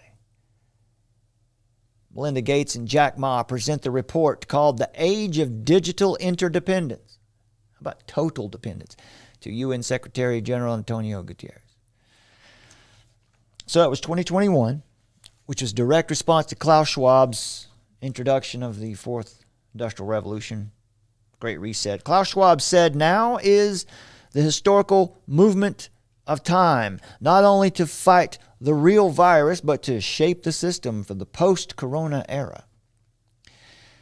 This is about total digitalization of the world. The agenda goes hand in hand with the mantra, Build Back Better, which is a mantra, which is a phrase, which is a mission statement that we've heard heralded and parroted from tons of different well-placed synthetic leaders all around the world. Our common agenda contains a number of recommendations on how the United Nations can be reformed in order to meet the problems facing the world today. Now, at the same time as our common agenda was released, the UN also hosted the Food Systems Summit and a high-level dialogue on energy. These are 2 areas that have now become a primary concern in connection with the Ukraine conflict and the European Union's great dependence on Russian and Ukrainian raw materials such as gas and grain.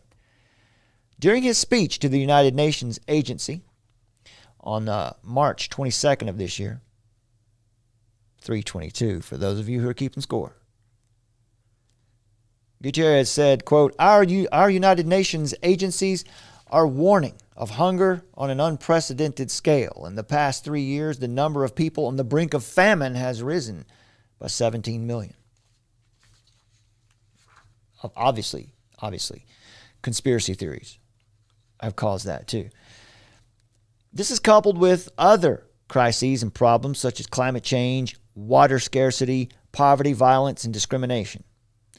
The picture that they paint is a crisis of biblical proportions. If nothing is done, exacerbated crises await us in the future. The report also points to problems, quote-unquote problems, such as failure to reach consensus regarding facts. and knowledge and science, right? That's facts. It's problems, such as failures, getting to the truth, they say. According to Gutierrez, there is a solution. Isn't that nice to know that he's got a solution ready?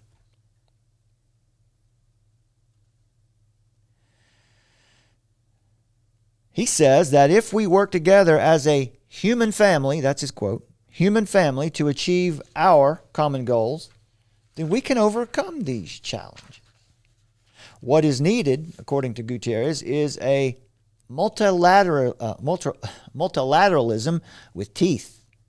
He says these challenges can only be addressed by an equally interconnected response through reinvigorated multilateralism and the United Nations at the center of our efforts, right? So, of course, we need a single global government, and it needs to be us, he says.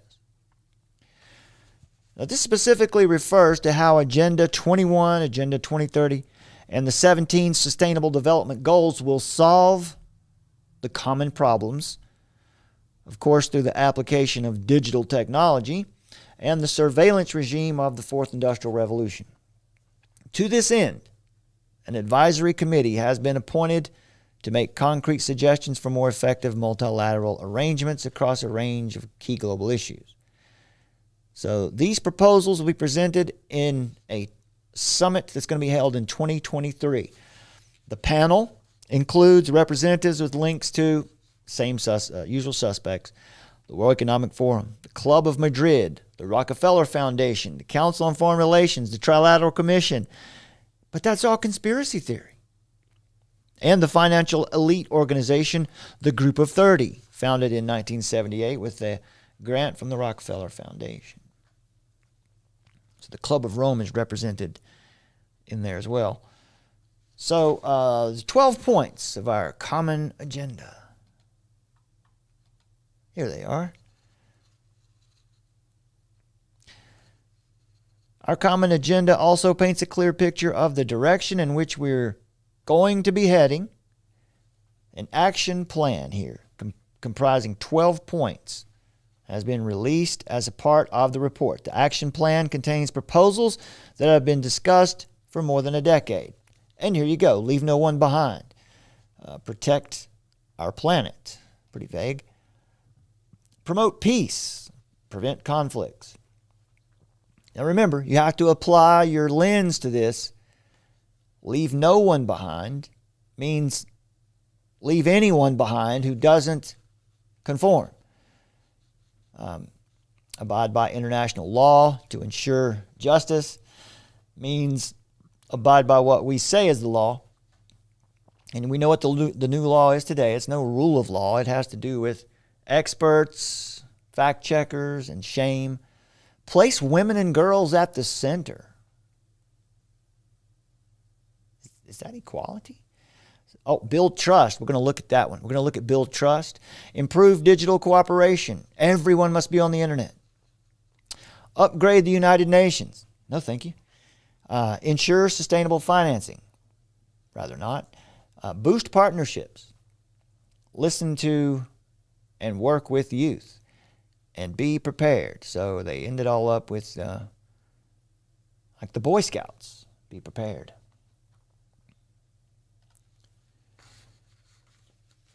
So as you can see, this includes a global digital compact, a universal digital ID, an upgraded digital UN 2.0, as you see, upgrade the United Nations, and closer cooperation between the United Nations and the G20 system, space technology to monitor carbon dioxide emissions, right? That's all. They just want to look for carbon dioxide emissions. They're not going to use it to track you or anything. They'll have an ombudsman who will speak for future generations, right? You're going to speak for the future generation. And the establishment of an emergency platform as a more effective way to deal with global crises such as, pandemics. Right? We saw the Global Health Treaty rolled out earlier this year. We talked about that here on this channel. The whole agenda is largely reminiscent of something called the World Future Society. They had a presence in the 70s, and they were technocrats. They had technocratic ideas, and the creation of a world brain to handle the Earth's processes advocated by futurist Oliver Reiser and his book Cosmic Humanism. Oh, no, I didn't get that book.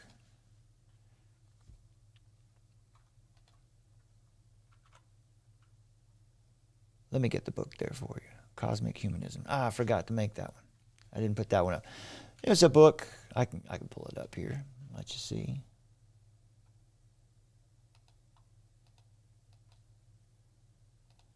Maybe I did get that. Here we go. We'll do it right here. Cosmic Humanism.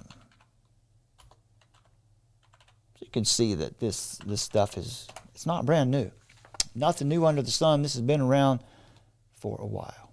There you go.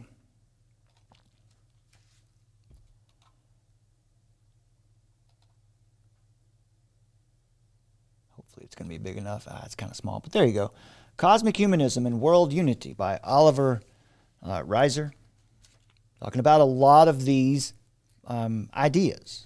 The world brain, first mentioned here in this book. Cosmic Humanism. Right, everyone has a religion. We understand that, right, by now. Are there any of you out there left who are going to disagree? Everyone has a religion. When we say religion, you don't think robes and rituals. This is a religion.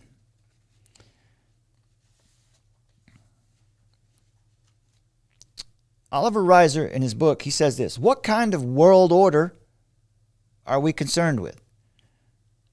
He says, surely one obvious distinction is between a loosely organized or open society and a tightly knit or closed society of a totalitarian form of social order. At the present time, we have a loose world order, such as embodied in the present United Nations organization. Those of us who believe in the necessity for a world federation will want us to foster the forces and agencies working toward political and economic integration, thus tightening up somewhat the loose order into a planetary federation of friendly people. A planetary federation of friendly people, if you can find some of those. But of course, if you didn't catch that, he said, what we want is to move away from this open society to a more tightly knit, closed society of totalitarian form. Right? A world federation. Now, Jacob Nordengard is reviewing all of these proposals and their close connection to the World Economic Forum, the G20 process, and the implementation of the Fourth Industrial Revolution, and the United Nations Agenda 2030, Agenda 21, originally called Agenda 21 Sustainable Development. We're going to look at a couple of them right now.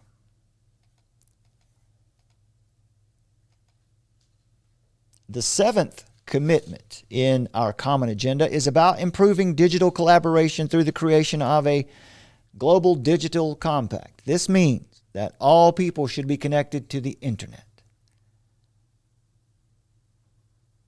Improving digital cooperation. All people must be connected.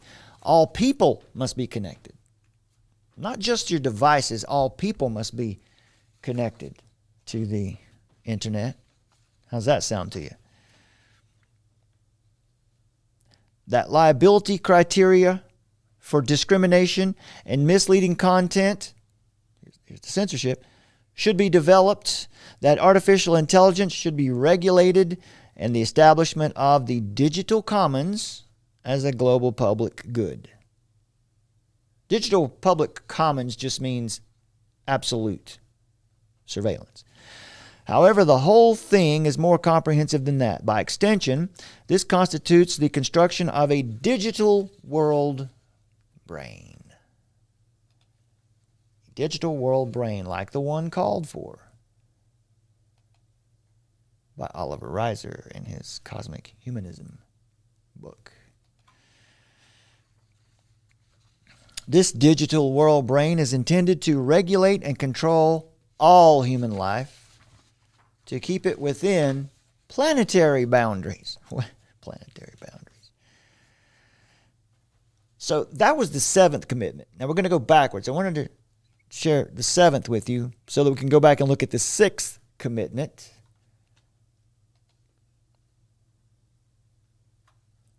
Which is build trust. The 6th commitment in our common agenda is building trust. Thank you to Mac TV. Thanks, Mac TV, for that super chat, that super sticker, that super help, super donation. Thank you for that. We appreciate you, my friend. We can't do this work here without your support, so we appreciate you very much. If you'd like to support us, my friends, you can find the ways to do that in the description below this video. Visit armoroftruth.net/donations. You can see us there. A lot of content for you to check out at armoroftruth.net. Don't forget to subscribe to our backup channel. It's as good a time as any before we get into this 6th commitment of building trust in the ministry of truth. Let me remind everybody to please be sure, if you would please, this is armoroftruth.net, by the way. Be sure to email us at hello@armoroftruth.net for a free starter pack of tracts and a free Bible. A free starter pack of gospel tracts that defeat atheism, tracts that present the gospel, help you to present the gospel, and a free Bible. It'll be a King James version most likely, unless you request an English Standard Version. We do have those as well. Email us at hello@armoroftruth.net, and in the subject line say, I want a Bible. Make sure you give us your mailing address, and we will ship one of those packages out to you as soon as possible. We want to thank all of those of you who support us financially, and we want to thank those of you who also pray for our work here, support us through prayer. That's extremely important. The most important thing you can do is pray for this work. You can see at the bottom left-hand corner of your screen there, we've got a little scroll going of our most recent supporters and donators. So if you're finding yourself feeling stressed, let me get this up here for you. Let me get a picture of this. We're gonna make a book available to you. We're gonna give a book away today, or maybe a few. There we go. There's the book. Of course, it's going to be small. Why are you afraid? If you find yourself feeling stressed and uncertain, all this stuff we're talking about, stressful, right? Well, you don't need to be stressful. If you need a little encouragement from biblically sound teachers, Darrell Harrison, Virgil Walker, this book put out by Josh Bice's organization, G3 Ministries, the G3 Press. If you would like to have a copy of this book, Why Are You Afraid? There it is. Been reviewed by Phil Johnson from Grace to You Ministries. Email us at hello@armoroftruth.net. We have my lovely wife Summer has just handed me. We've got a few of these to give away. We'd like for you to get one. If you don't have one, if you haven't received one of these yet, email us at hello@armoroftruth.net for a free copy of this book. And we're just going to make it simple. Email us and ask us. And the first 3 or 4 people, how many of these we have that email us right now and ask for a copy of this book, we will send it to you. The title of the book is Why Are You Afraid? The gentlemen who put this together, Darrell Harrison and Virgil Walker, also do a podcast called Just Thinking podcast. It's part of the Biblical and Reformed Network, the BAR Network. So check that out. Look for that where you consume your podcast. Look for the Just Thinking podcast. Email us at hello@armoroftruth.net and just express an interest. Say, I want a copy of Why Are You Afraid? Tell us. Are you stressed? You need some encouragement?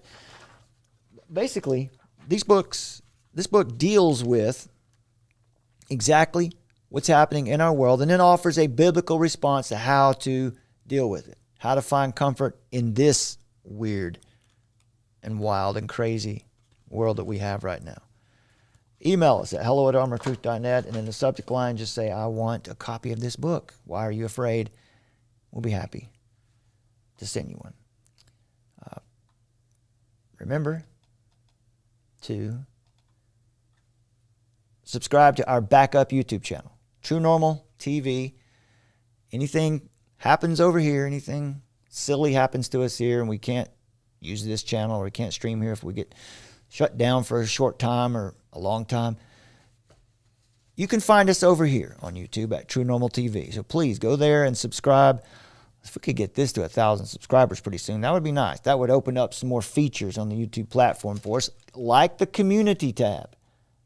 The community tab would be opened up if we got to 1,000 subscribers. That way we could put out messages to all the subscribers from the True Normal TV channel.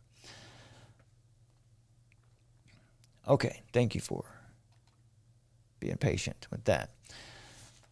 The sixth commitment in our common agenda, building trust, or what's known as the ministry of truth. This agenda point reads as such: we must make lying wrong again. Let's see, do I have that up here? This is the Global Digital Compact. And our common, here it is, our common agenda right here. So this is the PDF version of all this. There he is. There's the man. And so what this sixth one here, build trust, is all about, a global code of conduct. Of course, when they're making a value judgment there, conduct, meaning that a code means it needs to be good, or it needs to be good conduct. So, but what's their standard? What is their standard for what is good conduct? It's whatever they say it is, I guess. So we have to make lying wrong again. Lying's always been wrong, and it's still wrong. It's wrong when you do it. He wants to create a global code of conduct that promotes the integrity of public information and wants to improve people's experiences of public institutions and basic services, and to create inclusive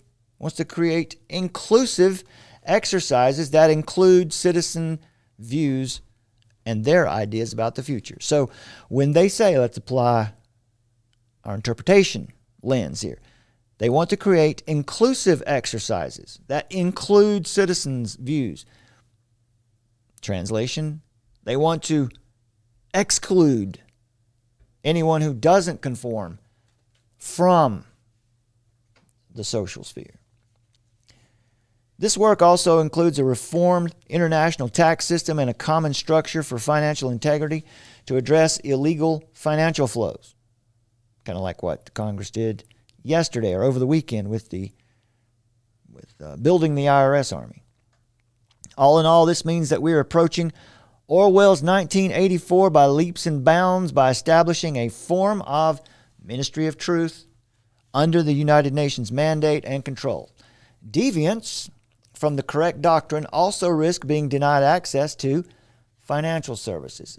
As Paul Washer said at the Open today, in that opening montage, Christian, you better be ready. You better be ready, because they are going to tighten down on us. They're squeezing us already. Be ready to lose everything you have. But take heart. Have no fear.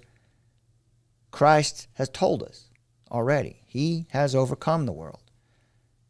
There'll be nothing that you need that won't be provided for you, when you're God's.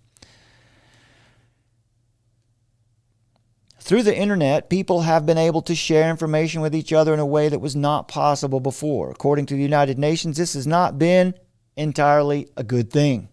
Of course, right? They don't want free flow of information. They say people risk sharing incorrect information. Oh no, it's a danger. It is therefore considered central to address what they term infodemics, or the spreading of dangerous global rumors and false information.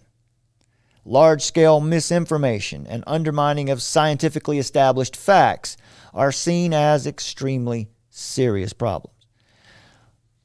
Well, how would you, if people not understanding what's real, what's fake, what's true and false is a problem, how do you really address that? Well, you have to teach people how to think. In school, you train children how to think. But that's not what's being done. In schools today, children are being told what to think. And that's what's happening here too. There is no encouragement here to actually think critically. When we saw that earlier, let's apply our lens to that. When they tell us to think critically, what do they mean? They mean do what I say. So, for example, objectivity is considered to lead the public in the wrong direction. As described by our common agenda, they say the goal of giving equal balance to competing points of view can come at the expense of impartiality and evidence. Right? Of course, people are going to have differing opinions. But they say this is bad because it distorts the public debate. The ability to cause large-scale disinformation and undermine scientifically established facts is an existential risk to humanity. Folks, if it's not clear to you yet, scientific dictatorship is upon us. They are pushing for it hard. That's exactly what they want, and it is horrifying. Think of the communist regimes of the 20th century who have got 100 million bodies stacked up already. That's what this is. But it's far worse. Those communist regimes, they told you. Everyone knew they were bad. Everyone knew they were evil. These are presenting themselves as for humanity, for all humanity. They present themselves as for human rights. Of course, when they say humanity, what do they mean? They mean the future version of transhumanity that has no rights. So this problem of objectivity, they say, is something that is specifically related to the management of the pandemic. They say, quote, public distrust of governments and government distrust of publics made it harder to maintain consensus behind public health restrictions during the pandemic. This area, together with climate change, is of course central to the United Nations and its allies. The World Economic Forum, a United Nations Agenda 2030 partner since 2019, described the problem of infodemics in relation to pandemics as early as in its first global risk report from 2006. The same report also called for a top-down monitoring of global risks using satellites. Okay. Right? Earlier, they said we need to have these satellites to monitor carbon emissions. No, they don't care about carbon emissions. I guarantee you, they don't care one bit about carbon emissions. They care about you. You, the carbon-based life form. They need to corral you. The problem was also raised during the World Economic Forum's latest global risks report from 2022. This paints a serious threat to actual science, which means, quote, censure, denial, and/or skepticism towards scientific evidence and the scientific community at a global scale, resulting in a regression or stalling of progress on climate action, human health, and or technological innovation. So all of those people who don't agree with us, well, don't you realize you're slowing the world down? You're keeping us from progressing. And if they can convince enough people in the world that that's true, they'll all turn on us. Therefore, they call for a common and empiricism is where you, a worldview where truth is only what you can observe. Truth is only what you observe. Therefore, they call for a common and empirically observation-backed consensus on facts and science so that the citizens of the world have access to the correct and verified information. Of course, we have to ask the question, what standard are you using and who are your experts? Are they biased? Of course they're biased. Which simply translates to the UN's and World Economic Forums and World Health Organization's scientific truths that should prevail. Approved agencies. The fact that this procedure and ideas of scientific consensus are directly incompatible with the actual scientific method doesn't concern these people at all, because they still know, or they still think and proclaim that they know what is best for us. Instead, there is a call for a form of ministry of truth that can evaluate and classify the information so that you don't have to think. They'll think for you. This work will also be performed by their own well-drilled change agents, their fact checkers. According to Guterres, the United Nations has a key role and will strengthen its work based on role models such as the IPCC, the WMO's Scientific Advisory Panel, and the United Nations' own Verified Initiative. The United Nations' own Verified Initiative. This indicates that a new medieval darkness for free opinion and free research is now upon us. Folks, we're heading into the dark ages, a new dark ages, where truth is shielded from the public. Guterres also proposes regulations on social media, strengthened information legislation. So laws, so that you don't go along with, if you're not speaking according in harmony with the narrative, you will be punished. And that science and expertise should have a stronger voice by, for example, assigning science commissions a role in decision making. Technocracy is ruled by experts, not by representatives, not by truth, but by experts and what they say. The technocratic procedure has already been introduced in Sweden through the Climate Policy Council established in 2017. The Climate Policy Council is a supra-governmental council. It's something that's beyond the government, right? That's like here. We have regional super governments that elected officials from one area. Like, for instance, your town planner, your town manager, the person who decides how to zone places for residential or business, or decide who gets a building permit and what can be built there, will be invited to come join and listen in to these seminars for these super government, for these regional government meetings. And it'll be United Nations, it'll be climate change activists who nobody elected, who will definitely be influencing the people that the local representatives in your area. This is how the plan is implemented right in your backyard under your nose, and no one pays attention to it because they're too busy watching Donald Trump get raided on Monday night.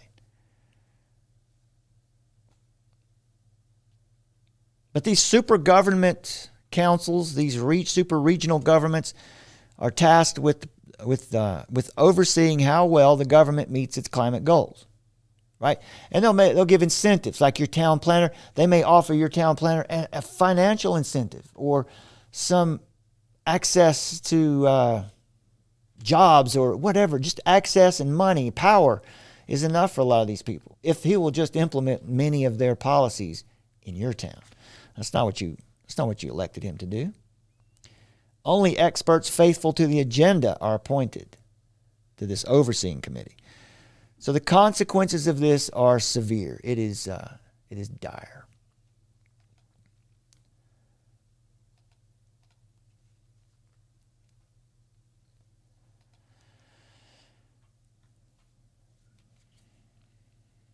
And that puts it mildly, because what is at stake here is the probable paralysis of all forms of debate on issues that the United Nations considers sacred, while scientific expert councils erode freedoms, democracy.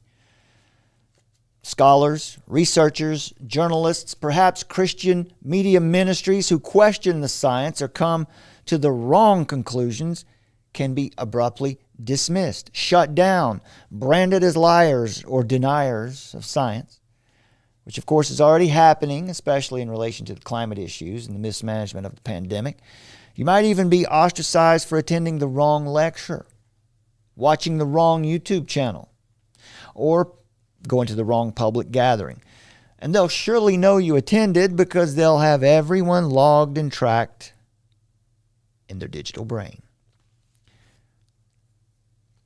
As a Rockefeller Brothers Fund wrote in their annual review, and as early as 2005, they said this, quote, "From our vantage point as a philanthropy that has been supporting work on climate change for more than 20 years, it is clear to us that the scientific certainty of global warming is no longer worth debating." You can tell the dated language. They don't call it global warming anymore because they can't support it.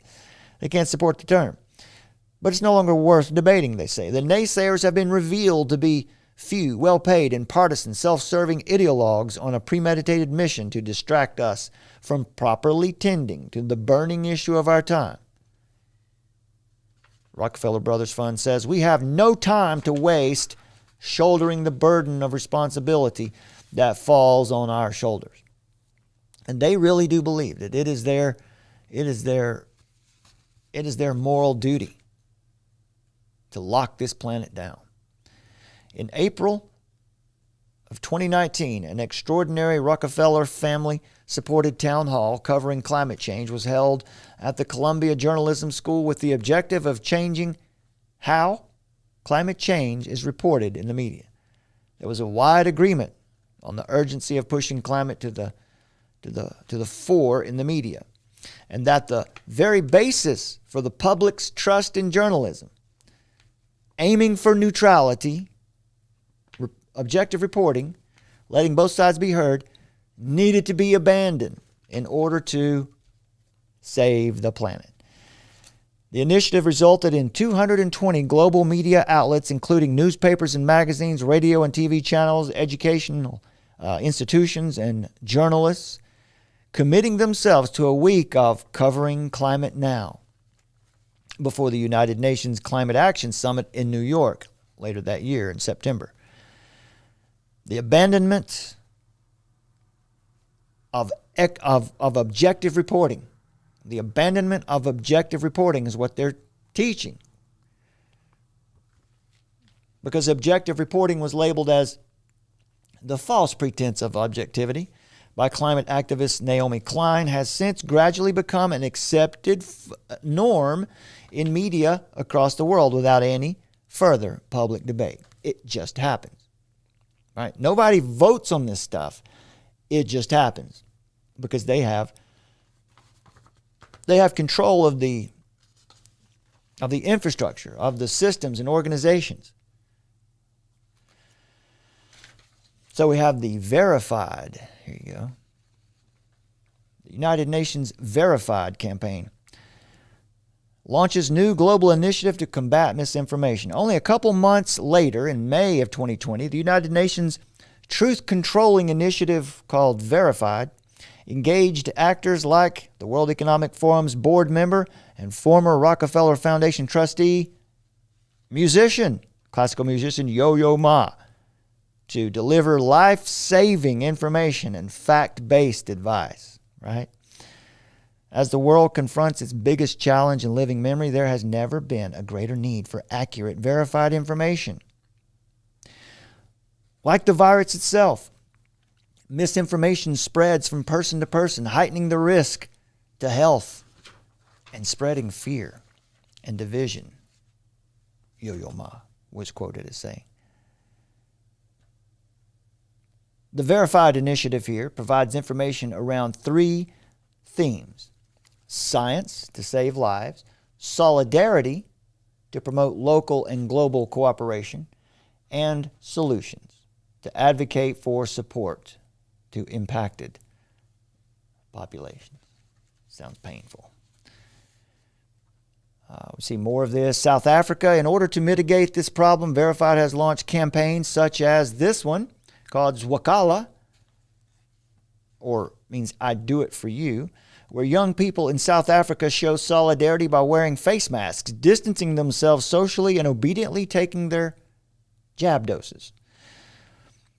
Team Halo, which is run together with the Vaccine Confidence Project at London School of Hygiene and Tropical Medicine, with funders such as pharmaceutical industries, companies, a whole lot of them listed here, to provide, quote, accurate information on jab reliability and efficacy.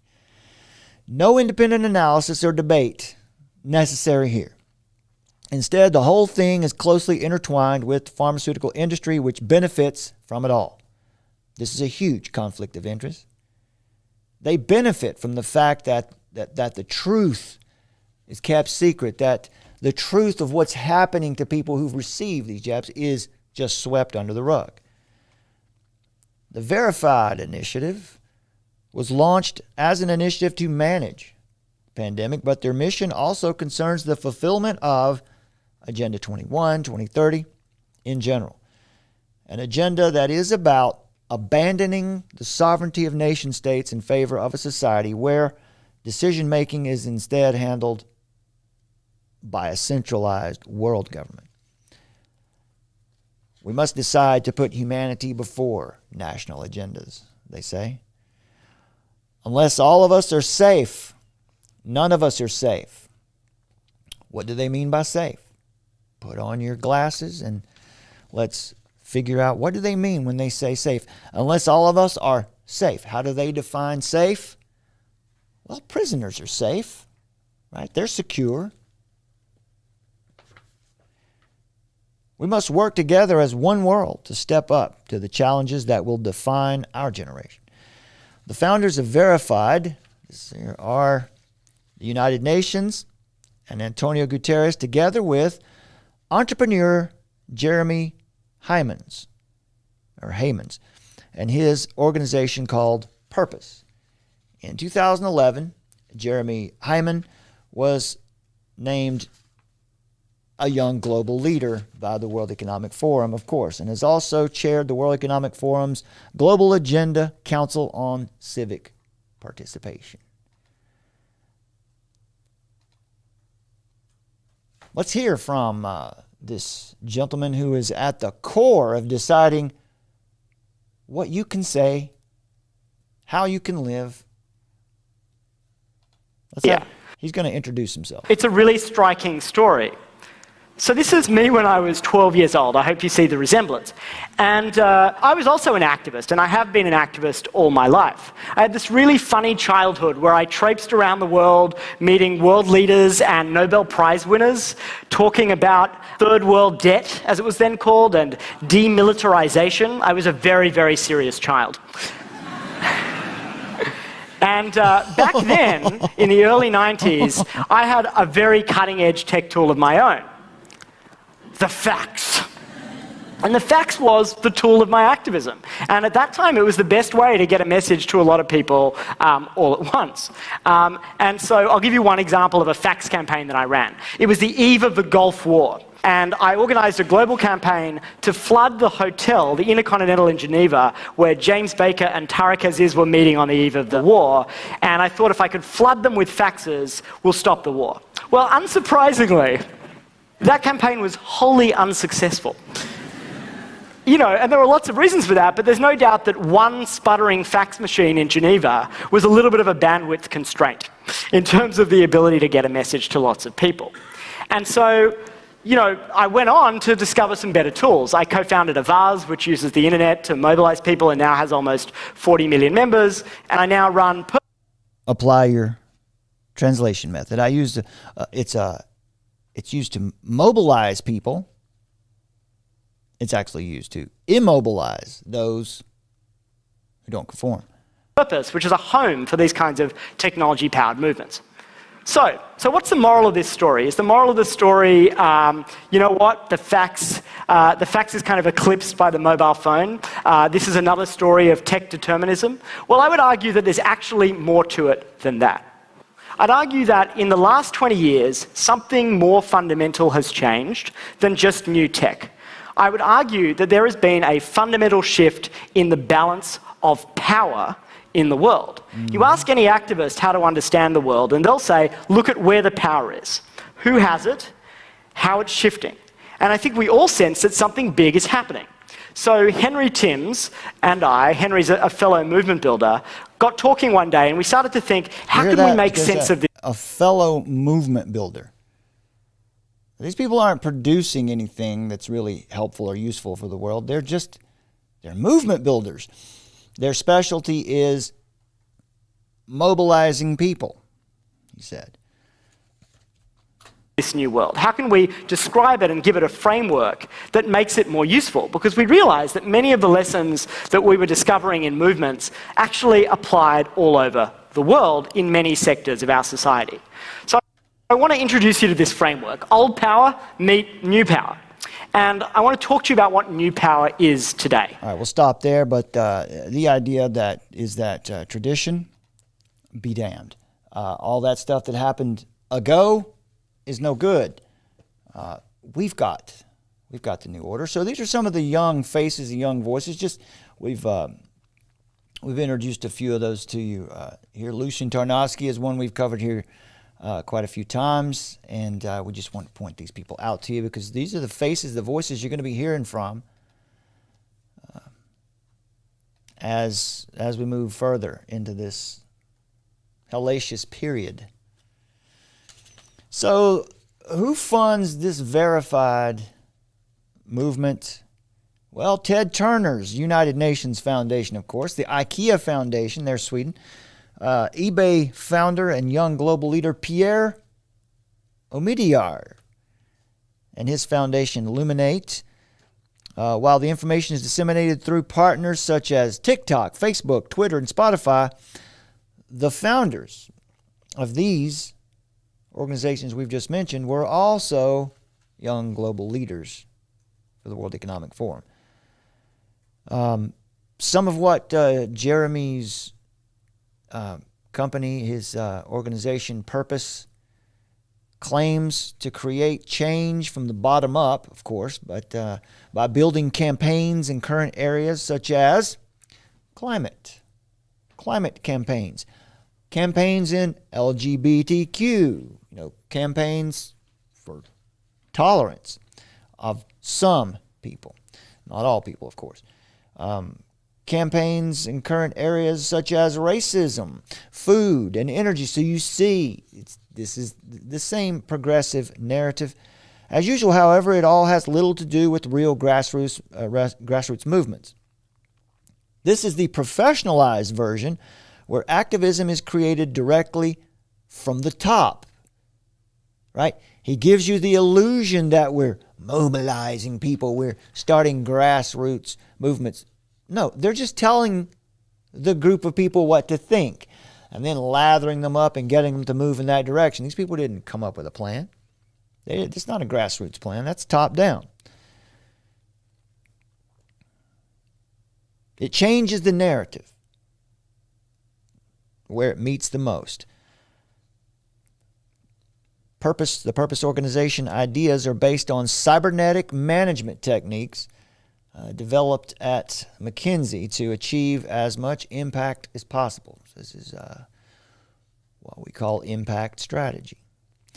The customers are companies and organizations such as the United Nations, the World Health Organization, the Bill and Melinda Gates Foundation, IKEA, Rockefeller Foundation, Bloomberg. You know, it's the same people. So to build on this concept, Guterres also proposes envisioning the future exercises where groups that are often overlooked, such as women and girls, young people, minority groups, and the disabled, should have a say in decisions that affect them.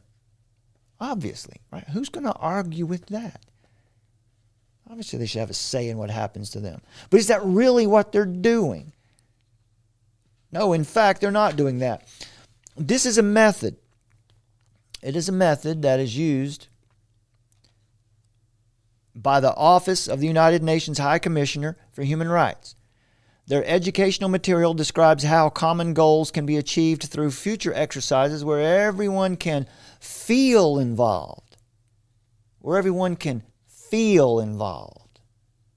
Where everyone can feel involved. Not be involved, but feel involved. The plenary can build a common vision with the contributions from the different groups through a consensus process. In this case, the envisioned future will be the result of a fully collective process with more ownership from the entire group. Word salad. It's nonsense. There's no ownership for the group. Power is moving into fewer and fewer hands all the time. That's how the game is played. Always be applying your new skill of interpretation as you read or listen to these documents. However, the truth is clear. This is a clear method of directing and using these groups, these minority groups, disabled, minorities, young people. They use these groups as support troops for the United Nations agenda because who actually sets the agenda? You heard Jeremy claim that he mobilizes groups, it's grassroots. No. He takes the agenda to the people and fires them up to go out and promote it. How likely is it, for example, that issues that criticize climate policy, let's say one of these minorities, one of these disabled people has a different opinion on climate policy or experimental mass vaccination programs, can it be discussed? The United Nations has already decided what the truth is on these issues. It certainly would not tolerate any dissenting voices, whether they're minorities or not. The Dutch farmers, for example, the Canadian truck drivers affected by health mandates and climate measures, right, would hardly be allowed to voice their opinions. Instead, other marginalized groups are used and provided with pre-printed picket signs and led by United Nations loyal activists to gain support for and then to legitimize the agenda. That's what Jeremy does. His role is to mobilize groups to legitimize this agenda. It's not grassroots. It's a lie. And I'm not calling him a liar. I am sure that he's completely bought in. He thinks that what the United Nations is doing is morally the right thing to do. A lot of the world thinks that. They don't know any better. They don't understand that there is a transcendent standard of truth. We're all going to be held accountable by it. All this while the United Nations as an organization was created from the beginning by, and even today is supported by the richest and most powerful actors in the world. And they still claim that it's all about the minorities, the oppressed populations. It's not. It's for them. The last part of the Build Trust commitment is to create a common structure for financial integrity, which indicates that all transactions will be monitored digitally. Now we've come full circle. We're right back around to what the Congress did over the weekend with the Income Reduction Act. Digital surveillance of your money. For example, through the application of digital ID and blockchain in order to combat tax fraud, crime, and financing terrorist activities. They can justify anything. It's a matter of national security. We need to look at your bank account. Since 2018, the Global Coalition to Fight Financial Crime has been working to create a more efficient system. Among the members are the think tank, Atlantic Council, Interpol, and of course, the World Economic Forum. This can also mean that people and organizations that share or disseminate quote-unquote false information, people who do not follow the United Nations mandates or are involved in other activities that are disapproved of by the authorities, will be suspended from their financial services, unable to use a bank. During the protests in Canada, for example, fundraising for the benefit of truck drivers was blocked. And more than 200 bank accounts were frozen for people who supported the protest. If you happen to be someone who donated to one of the truckers who was going to protest, people got their bank accounts frozen if they supported the protests. This procedure has also been used against Russian citizens right now residing in Europe and in the United States after the Russian invasion of Ukraine. So the United States is using it as well. Folks, the signs are clear. No question about it. We are rapidly moving towards a digital slave system where no divergent views will be tolerated. Several nations, including Canada, have already started to introduce national bills for tighter regulation of social media, and you can just expect more of this to come. And our duty here is to keep you informed of what's going on out there, but first and foremost, to keep your heart prepared, to prepare your heart for what is to come in our world. Now, that's we're not going to be able to get to all the information to tonight, but I do want to finish up with this piece here.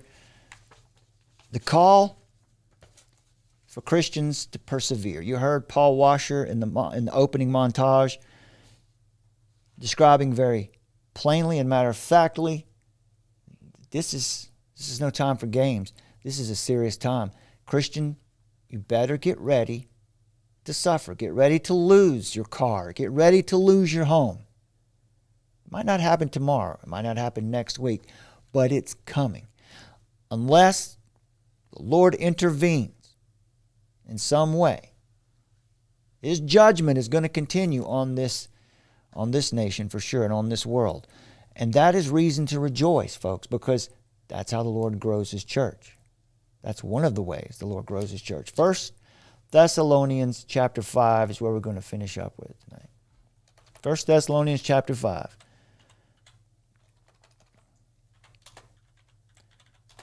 For encouragement and instruction in how we are called to walk in the world until our Lord comes. 1 Thessalonians chapter 5, starting at verse 1.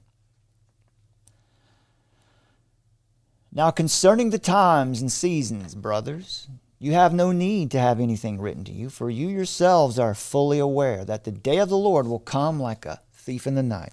While people are saying there is peace and security, then sudden destruction will come upon them as labor pains come upon a pregnant woman. They will not escape. But you, brothers, you are not in darkness. That day will not surprise you like a thief.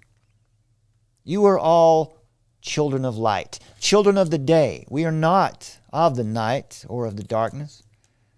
So then let us not sleep as others do, but let us keep awake and be sober. For those who sleep, sleep at night, and those who get drunk are drunk at night. But since we belong to the day, let us be sober, having put on the breastplate of faith and love, and for a helmet, the hope of salvation. For God has not destined us for wrath. For God has not destined us for wrath, but to obtain salvation through our Lord Jesus Christ, who died for us so that whether we are awake or asleep, we might live with him. Therefore, encourage one another and build one another up, just as you are doing. Now that's preparation, and here is Christian conduct. Here is how we should behave. This is what we're called to do in these times. We ask you, brothers, to respect those who labor among you. Respect those who are over you in the Lord and those who admonish you. This is your leaders. This is your leaders in your church, the leaders in the body of Christ. Respect them. Esteem them highly in love because of their work. It's the highest calling there is. The highest calling in the world is the calling of pastor. Be at peace among yourselves. And we urge you, brothers, admonish the idle. Get them moving. Encourage the faint-hearted. Help the weak. Be patient with them all. See that no one repays anyone evil for evil. No revenge, folks, no revenge. But always seek to do good to one another and to everyone. Rejoice always. Pray without ceasing. Give thanks in all circumstances. Give thanks in all circumstances. Even in suffering, give thanks in all circumstances. Romans 8:28. God is working all things for your good. For this is the will of God in Christ Jesus for you. Do not quench the Spirit. Do not despise prophecies, but test everything. Test everything. And hold fast to what is good. That means test what you hear. Hold the truth. Spit out the bones. Abstain from every form of evil. Now may the God of peace himself sanctify you completely, and may your whole spirit and soul and body be kept blameless at the coming of our Lord Jesus Christ. He who calls you is faithful, and he will surely do it. Brothers, pray for us. Greet everyone with a holy kiss. I put you under the oath before the Lord to have this letter read to all brothers.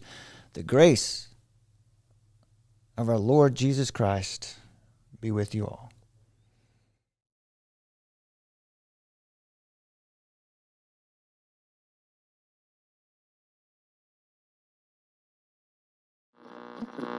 The hammer comes down and beats you over the head for the rest of your life with a big national security stick. And so that people learn to duck their head and not speak up. Because bad idea now. This is the emergency broadcast system. This is not a test.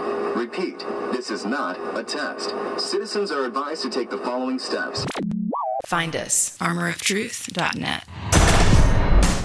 In the age of technocracy, scientism, and pop atheism, Faith is resistance.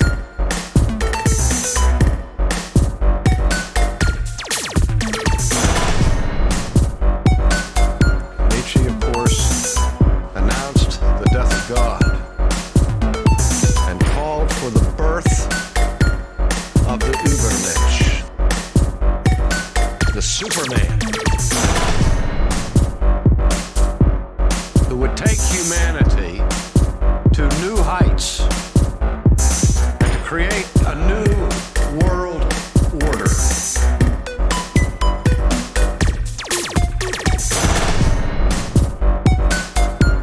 Find us at the Armor of Truth YouTube channel. This is not a test. Repeat, this is not a test. Well, that's a rather interesting position coming from a man on a crusade against the evils of technology. I'm not against technology, Doctor. I'm against the men who deify it at the expense of human truth. Armor of Truth, live. In the age of technocracy, scientism, and pop atheism, Faith is resistance.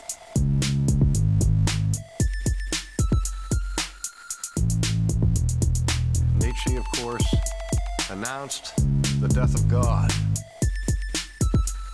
and called for the birth of the Übermensch, the Superman, who would take humanity to new heights and to create a new world order. Find us at the Armor of Truth YouTube channel and log on. armoroftruth.net.